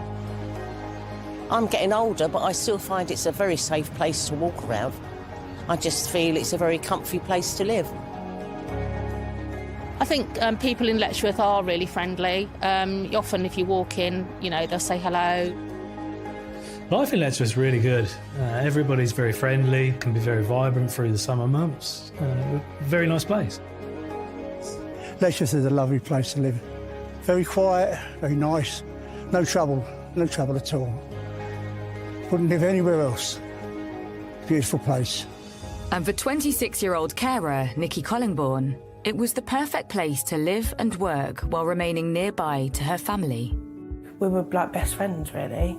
Not so much, we used to make a joke about her being my auntie because she was younger than me, but we were just like really close friends, like sisters, really, because we were of a similar age. She always wanted children of her own, and I think that made her very childlike, but in a good way. And she worked with children as well, so. She's so good with kids, like, amazing, like, just seeing family, anyone's children, even their friends' kids she was brilliant with. So obviously as I started having my children, she became quite involved, and we'd often spend weekends together away, with kids, without kids. She's just such a kind person. Nikki was very funny, caring and loving. Everything about her. She was just a wonderful person. She'd drop anything to do anything for anybody. Nikki's close family circle depended on her in their daily lives, and that included helping her mum and taking her to and from hospital appointments. But all that was about to change.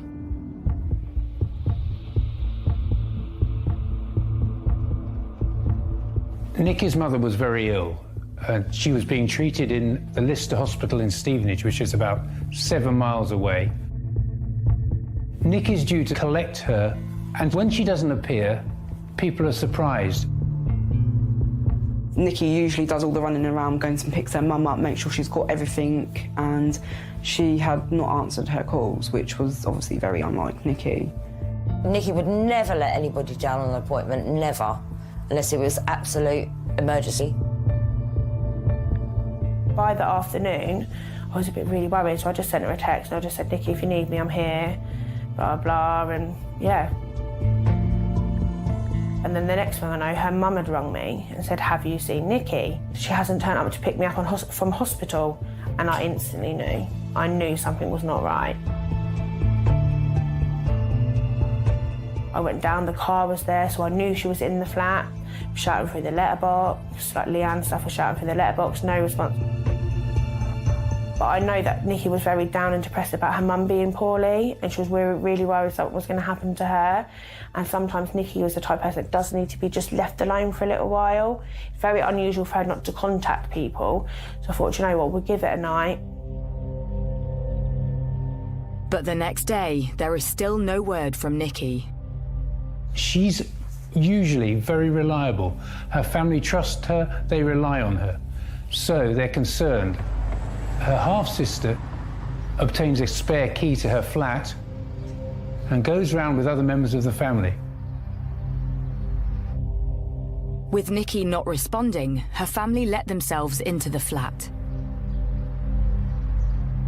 But nothing could prepare them for what they would find. They walked into the kitchen, and in front of them, they saw Nikki on the floor in a pool of blood. Her left wrist had been slit. They found Nikki laying on the floor, her face up, with, there was just like a massive congealed blood running from Nikki's head. And yeah, you could see that she was dead. Family members went down to her flat to see if she was okay, and obviously discovered her body. At that point, they immediately called the police. My daughter phoned me up hysterical, saying, Nikki's dead, there's blood everywhere.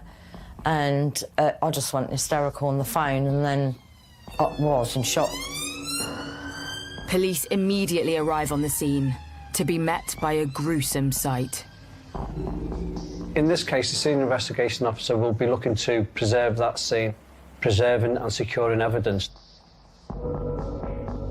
Nikki is laying on the floor of her kitchen, fragments of a ceramic chicken-shaped pot surrounding her. A severe cut is across her wrist. Could she have had an accident? or taken her own life. It was so bizarre, and there didn't seem to be any particular reason for it. It was suspected that Nikki had took her own life, but I knew that that wasn't the case. She'd never have done that. She loved life too much. She would never have left her mum and her family. As Nikki's body is taken for a post-mortem, the tragic news travels fast through the close-knit community, alerting the local press to the scene. When the police arrived, the area was cordoned off. There were police cars everywhere, officers in white suits from the forensic department carrying out checks. Local people at the shops and the flats were shocked by what had gone on. It's not something you hear about in, you know, the area that you live. It's not something you expect on your doorstep. She was so friendly with everybody around here. It was sad when we heard about what happened to her. She wouldn't hurt anybody. She was the most kindest person I'd ever known. It was devastating news. When the post-mortem report comes in, the results are not clear-cut. From the pathology reports, there's no one single injury that led to Nikki's death. It was inconclusive. But the results do reveal Nikki's skull had been fractured. And it seems the broken ceramic chicken-shaped dish which had surrounded her body was involved. So the pathologist said that the chicken dish would have been picked up by two hands and used with considerable force.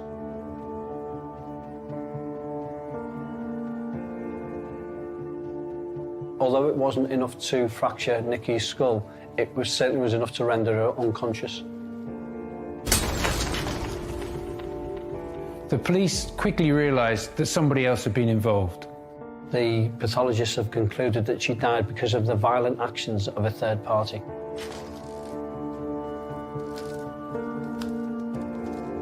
No one could have predicted that this was going to happen. We just couldn't believe it. It was just so, it was like it wasn't even happening to us. With the outcome from the post-mortem now in, the inquiry into Nikki's death changes focus. She's been murdered.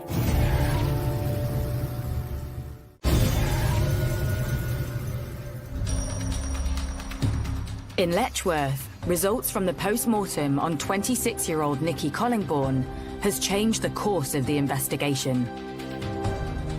They walked into the kitchen, and in front of them, they saw Nikki on the floor in a pool of blood. Her left wrist had been slit. Chicken dish would have been picked up by two hands and used with considerable force. It certainly was enough to render her unconscious. With a murder investigation now underway, police break the news to her grieving family. I was at work. I got a phone call from my boyfriend at the time, and he just said, "You need to get home right now." He goes, "I can't really tell you anything. I don't want to tell you right now." But I knew, and I was so panicky. When I got there, there was police everywhere. It was, yeah, not very good. And my children were there crying. My mum was there crying. And I was like, murder? What do you mean, murder? I honestly didn't think, even in that moment, that it was murder. Just unbelievable. It's like you're in a movie. It's not even happening to you. Yeah, everyone was just shocked, devastated. News that Nikki's death is now being treated as a murder quickly spreads around the area. When I first heard about the murder, I think it was just generally shock, because you don't expect that to sort of happen where you live. I was really amazed, really surprised, because it's a really safe area, and it really shocked me. It took a long, long time to take it in. We knew the relatives, you knew them, and so sorry for the family, you know. With family and locals still trying to come to terms with the murder, the bigger question being asked is who would want to harm Nikki? She works with children. That was just what she wanted to do for her whole life. Just work with children, be a mum, and, you know, she had a great relationship with everyone. I loved everything about Nikki. Everything. She was just a beautiful person. There's nothing she wouldn't do for you. She'd cheer you up. She'd get you motivated, because I don't go out a lot. She'd come in, she'd do stuff for me. She's like the little sister I never had. Her family was her life. And, yeah, we saw her almost all the time. I'd open my door, my son would be gone into her house, and I wouldn't see him for days. Just to text her to make sure, is my son okay? And she's like, yeah, don't need to worry, he's here. She literally brought so much joy to anybody that met her, really. She just kept us all together. She was the glue that kept both sides of the family together, really. She was just a really amazing, one of those people that you meet and you're like, wow, she was put on this earth just to care for people. She was just amazing. I was honestly shocked when I found out who the victim was. So I honestly had no idea why anybody would want to harm her. With no clues as to who would want to harm Nikki, forensic officers take a closer look at her flat, turning the block into a major crime scene. Police officers in white suits were gathering vital forensic evidence. The whole scene had been cordoned off. It was a major crime in what was usually a quiet area. A murderer will either leave something at the scene or take something away from the scene. So we're looking to preserve and secure that evidence. And that evidence will be DNA, fingerprints, blood, hair, fibres, etc. So that they're looking for the physical evidence. A forensic examination of the scene was carried out, and DNA, essentially blood, was found on the broken pieces of the chicken pot. While the evidence is sent off to the laboratory for examination, further searching at Nikki's home uncovers something concerning. A letter was found in Nikki's flat in which she'd written to her GP saying she was absolutely terrified. The letter throws up more questions. Who could Nikki have been afraid of? And could this person be behind her untimely death? Nikki, unfortunately, got a lot of threats, and Nikki was terrified. I've never, ever known anyone so absolutely terrified. I remember one night, she barricaded her door up. Yeah, she was very withdrawn. She was just scared. Police need to piece together Nikki's last known movements, including trying to ascertain whether anyone visited her.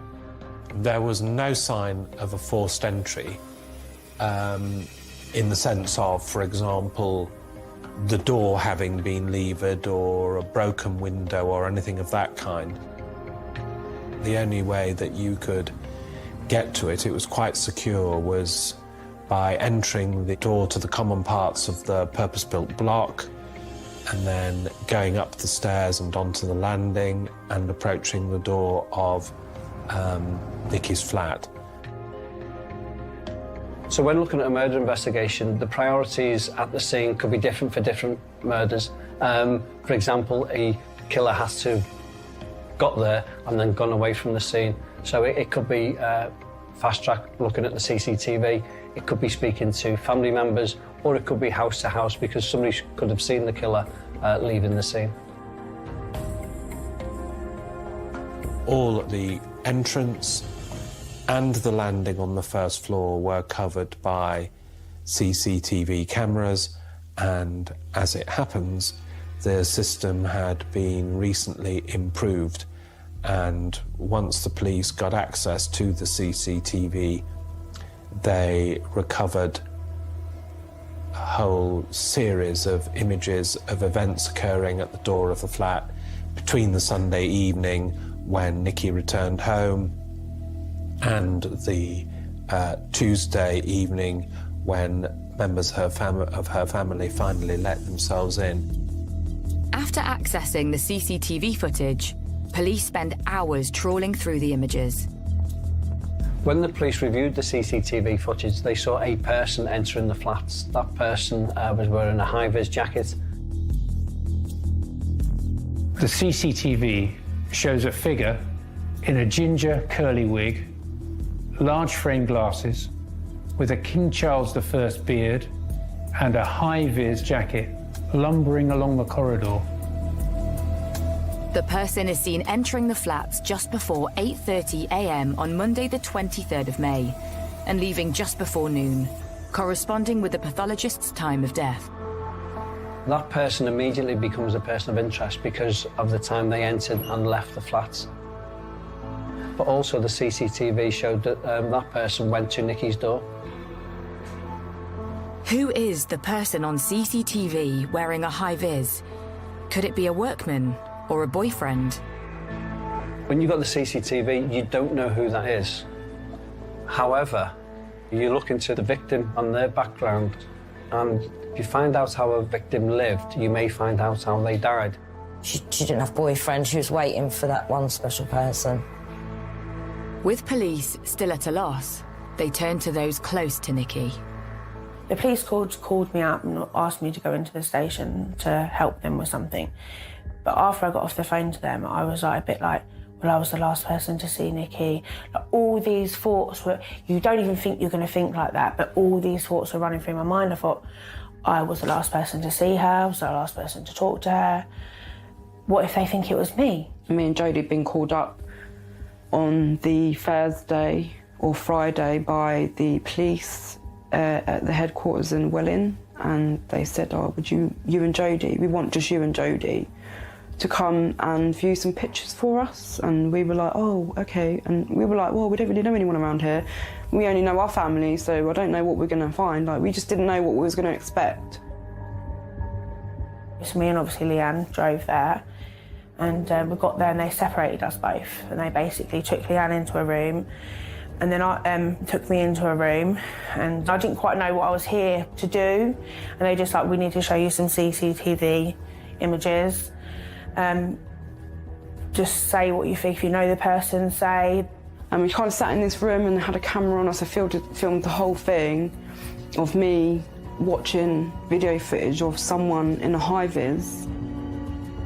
I honestly felt like passing out when I see it, like within 3 seconds of watching the clip. I actually had to stop halfway through watching it. I was in such shock. I was crying, screaming. I couldn't believe it. I couldn't believe it. And I was like, I don't even think that's a man. I think that's a female dressing up as a man. I knew straight away that Jodie was going to identify her. I just knew that it was Yvonne.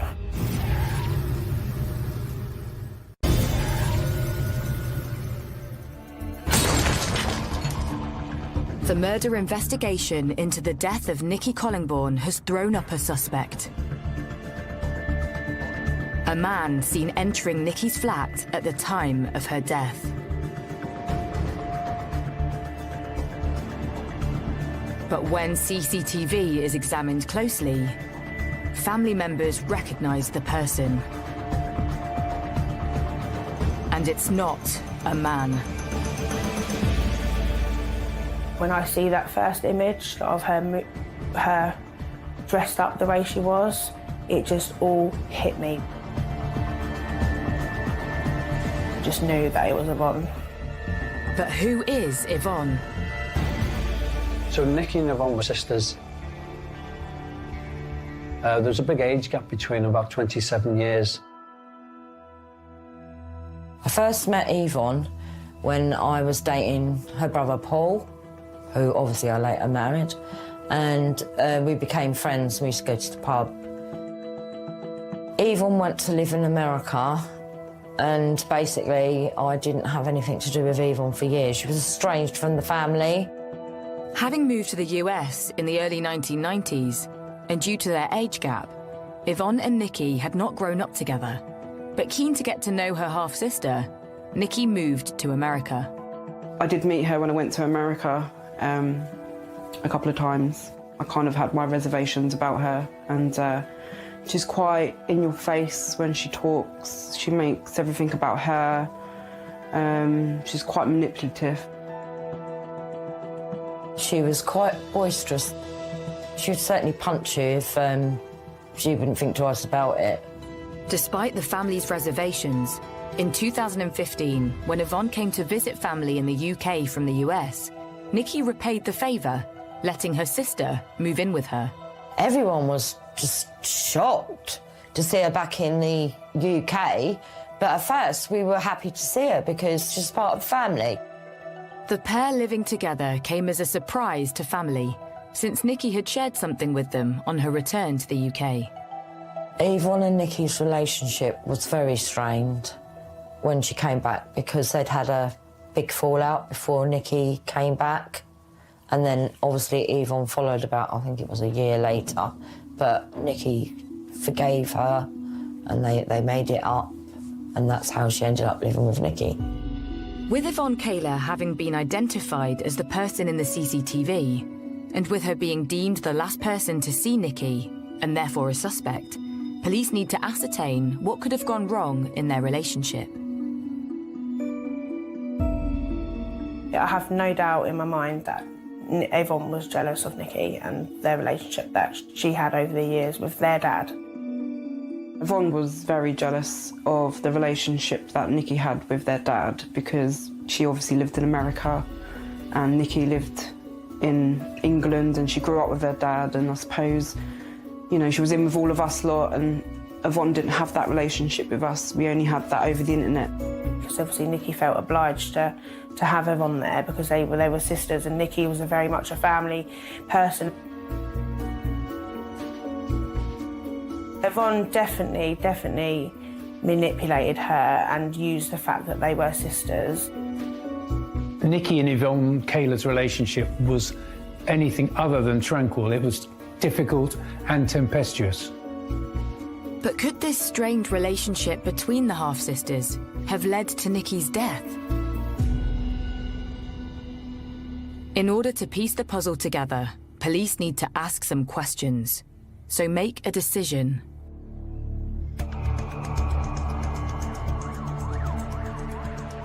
Yvonne Kaler was arrested on the 25th of May, 2016. Once we've got the suspect in custody, and we believe that is the killer, the clock is ticking. So we've got to do everything we can to get enough evidence for the CPS to authorise a charge. Because certainly in this case, if Yvonne Kaler hadn't been bailed, she was a risk to other people out there. Because obviously they had Yvonne, they'd arrested her for Nikki's murder, but they had no evidence to hold her. They had this CCTV image, and DNA takes time to come back, so they couldn't actually hold her. With Yvonne in custody, police trawl her mobile phone and laptop and discover she had been searching for flights. The police discovered she was planning to drive to Spain and then fly out to the United States to meet her husband. She was planning to flee the jurisdiction and fly back to America. Those arrangements had, as it were, begun in the immediate aftermath of Nikki Collingbourne's death. She was a flight risk. We know she was planning to go back to the USA. Her mobile phone revealed she'd even sent messages after news of Nikki's murder broke. Yvonne Kaler was pretending to be as concerned and upset as every other member of Nikki's family. She sent a message to her husband in the United States saying, "Pray for Nikki, as I will." While piecing together Yvonne's movements in the days leading up to Nikki's murder, further revelations come to light. She had visited the costume shop where she acquired the wig and the disguise and the false beard the preceding week. So there'd been clearly an element of planning about all of this. We believe she's planned this murder meticulously, so she's an extreme danger to the public out there. Police build their evidence against Yvonne Kaler, but at this stage it's purely circumstantial. So the focus turns to questioning Yvonne while in custody. Yvonne, do you recognise the person in that CCTV? Look, bow-legged, fat, bow-legged to me. Even though it could be clear that the person on the CCTV is Yvonne, Yvonne is denying that that is her, and that is not enough on its own to convict somebody of murder. It was almost like it was a joke. Like she had padded herself up with some sort of padding, and she had a high vis on, a moustache, it looked like she'd brought in a joke shot, a wig and a goatee. And it was the most surreal. I can't to this day even look at it, like, I literally can't believe the way she dressed up and how she thought she was going to get away with that, because you can clearly see that that is her. When I heard that Yvonne had dressed up to get into the flat, I was just gobsmacked. Never have even thought of anything like that. Well, I couldn't tell if it was a fake beard. Do you own a fake beard? No, I don't own a fake beard. Do you own a fake wig? No, I don't own a fake wig. By denying her presence on the CCTV, Yvonne was trying to achieve the smoke and mirrors that she'd of her plan. She wanted the police to believe that this was a man, and in fact, in a police interview, she tells the police officer that she thought it was a man who was bow-legged. Again, this was just part of her callous plan. I'm fat, but I'm not bow-legged. I look like a man to me. I couldn't see his face. What do you think looked like a man? Just what they're wearing looked like a dude.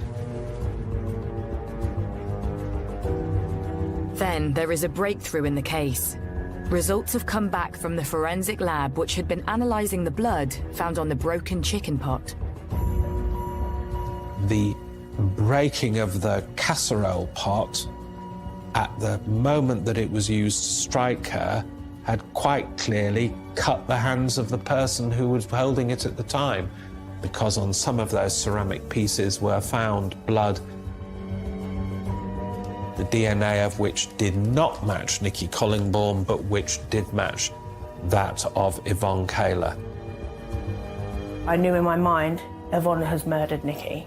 I just knew. Yvonne Kaler was quickly charged with murder. Well, of course Why they would knew. you think that's me? Because to me, it looks like the person's wearing a wig and a beard.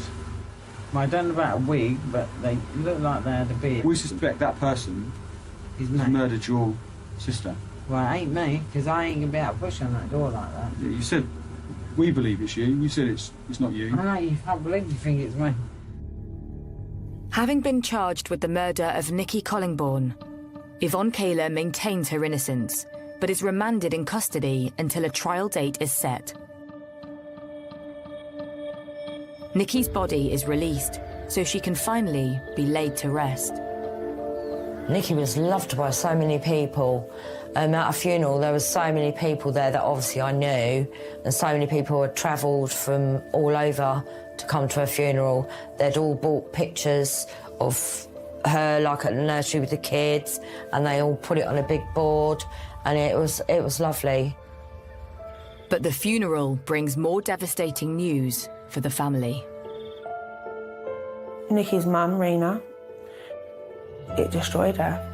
She was like, she died it like a day before the funeral. She didn't even get to bury her daughter.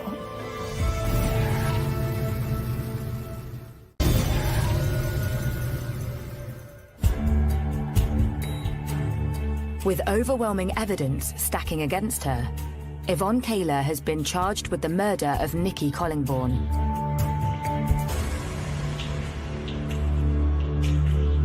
Having pleaded not guilty, Kaler's trial begins at Luton Crown Court. The main issue in the case was the identity of the person who had been captured on the CCTV forcing their way in. Because Yvonne Kaler's defence to the charge of murder was a perfectly simple one. It wasn't me and I was elsewhere at the time. As the case opens, Nikki's family take to the stand. I think I was one of the first people to give evidence, so I couldn't actually go and sit in the gallery until I'd given my evidence.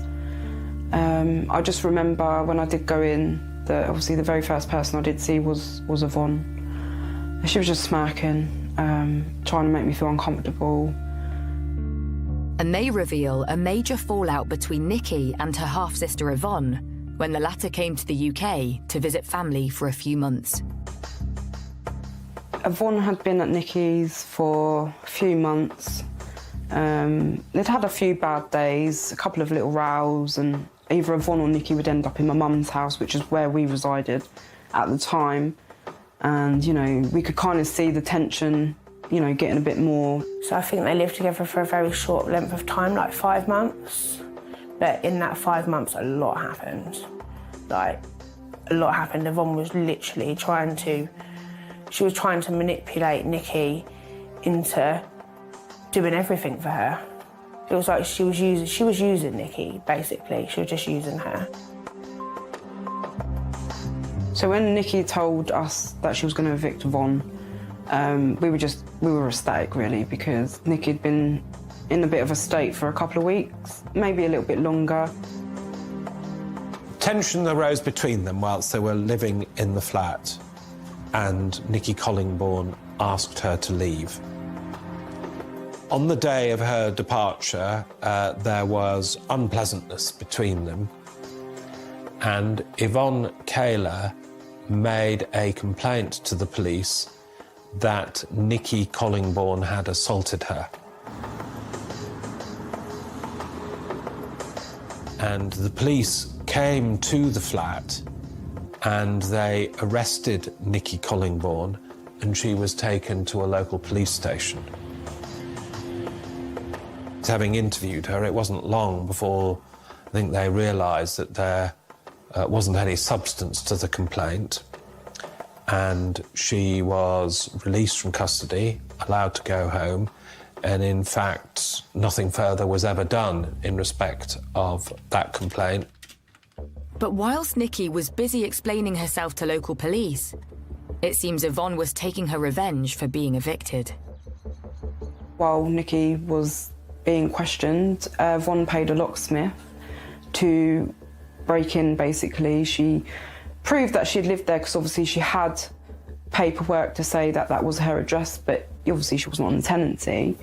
And so the locksmith, he had no idea, because she was very manipulative. She just pulls the wool out over everyone's eyes. Whilst Nicky was in custody with the police, Yvonne stole loads of stuff. Once inside Nicky's flat, it seemed Yvonne stole some of her half-sister's belongings, something Nicky discovered when she arrived home. Well, she immediately reported what had taken place to the police, that her sister had let herself in to what was Nicky's home without permission, and Yvonne Kaler was arrested as a result of that complaint. But Yvonne seemed determined to wheedle her way out of trouble. Yvonne Kaler was now in big trouble.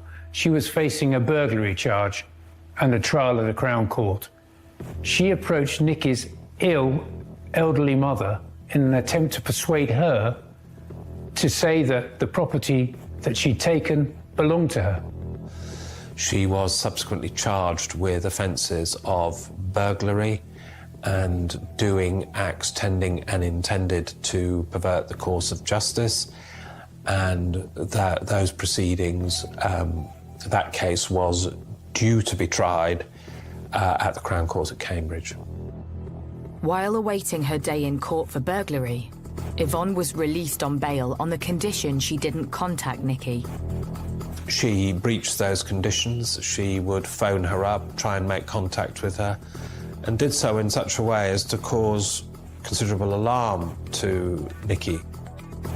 Nicky was certainly living in fear of Yvonne due to the burglary and perversing the course of justice. I think she was just hoping that Yvonne would get on a plane and go back to America and just leave her in peace, because wherever she went, she was always looking over her shoulder. And yeah, it wasn't very nice for her to see her like that. She'd gone completely within herself.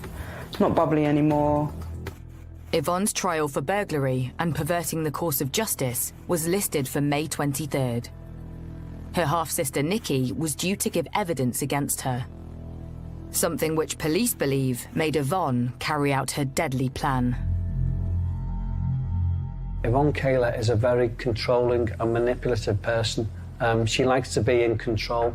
However, once she's charged with burglary and perverting the course of justice, the court process is out of her control. So to try and wrestle that control back, she's been very, very callous in planning and executing the murder of her stepsister. The court hears how on the day she was due to stand trial for burglary, Yvonne donned her disguise and entered the flat where Nikki lived, approaching her door.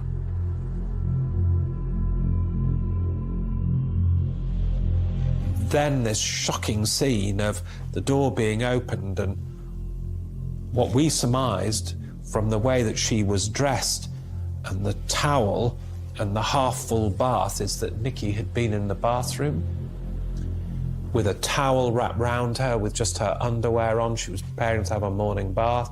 She heard the doorbell go. She opened the door and as she recognised it was her sister, she would have been really frightened and shocked at the realisation of seeing that although it was her sister was disguised in this bizarre way, and I think she would immediately have known that she was in really serious danger. And there was a struggle at the door. And as you watched it, there were that awful couple of seconds where it looked as though she was just about to get the door shut before finally it was forced open and Yvonne Kayler went in and then the door shut behind her. And then 2 hours of nothing. Once inside the flat,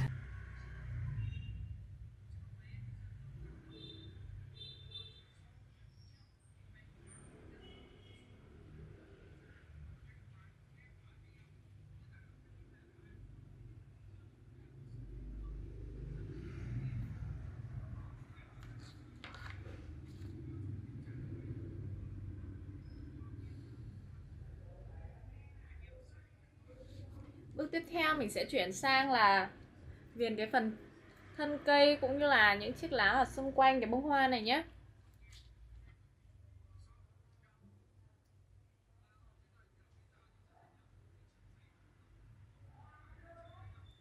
Những căn bệnh có thể xảy ra khi bị nhúng nước.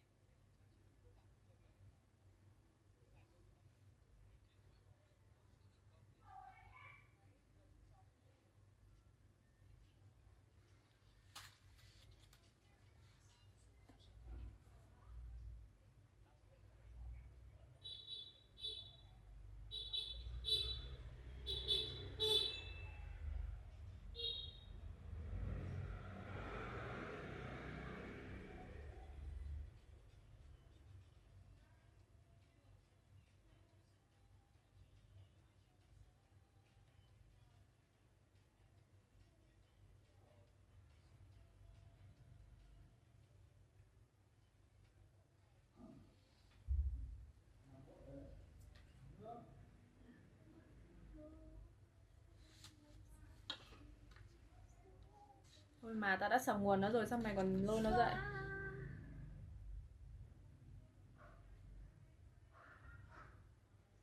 Mày bật lên à hay nó tự lên đấy? Tao đã sập rồi mà.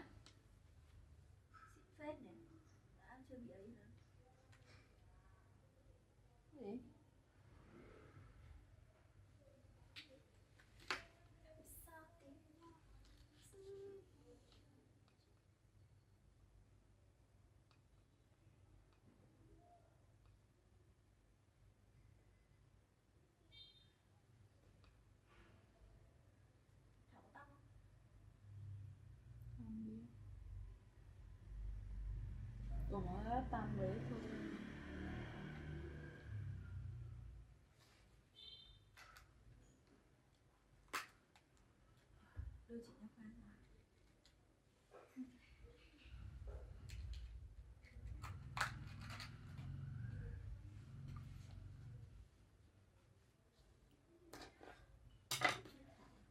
gì?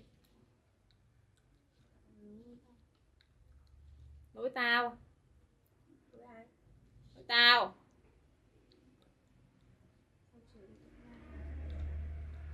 Sao ở nhà cấm gọi nha. Đéo gì, lần trước thì kêu là thế mày không có điện thoại à? Bất đắc dĩ quá trời. Mẹ, mặt này nào cũng nói được. Cay quá, lần sau lên tới phòng gọi nhé. Điên nào có mực.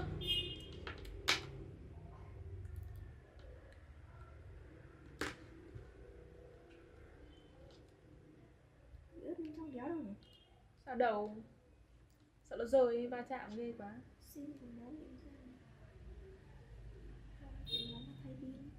Điên à? Sao mà hỏng pin được.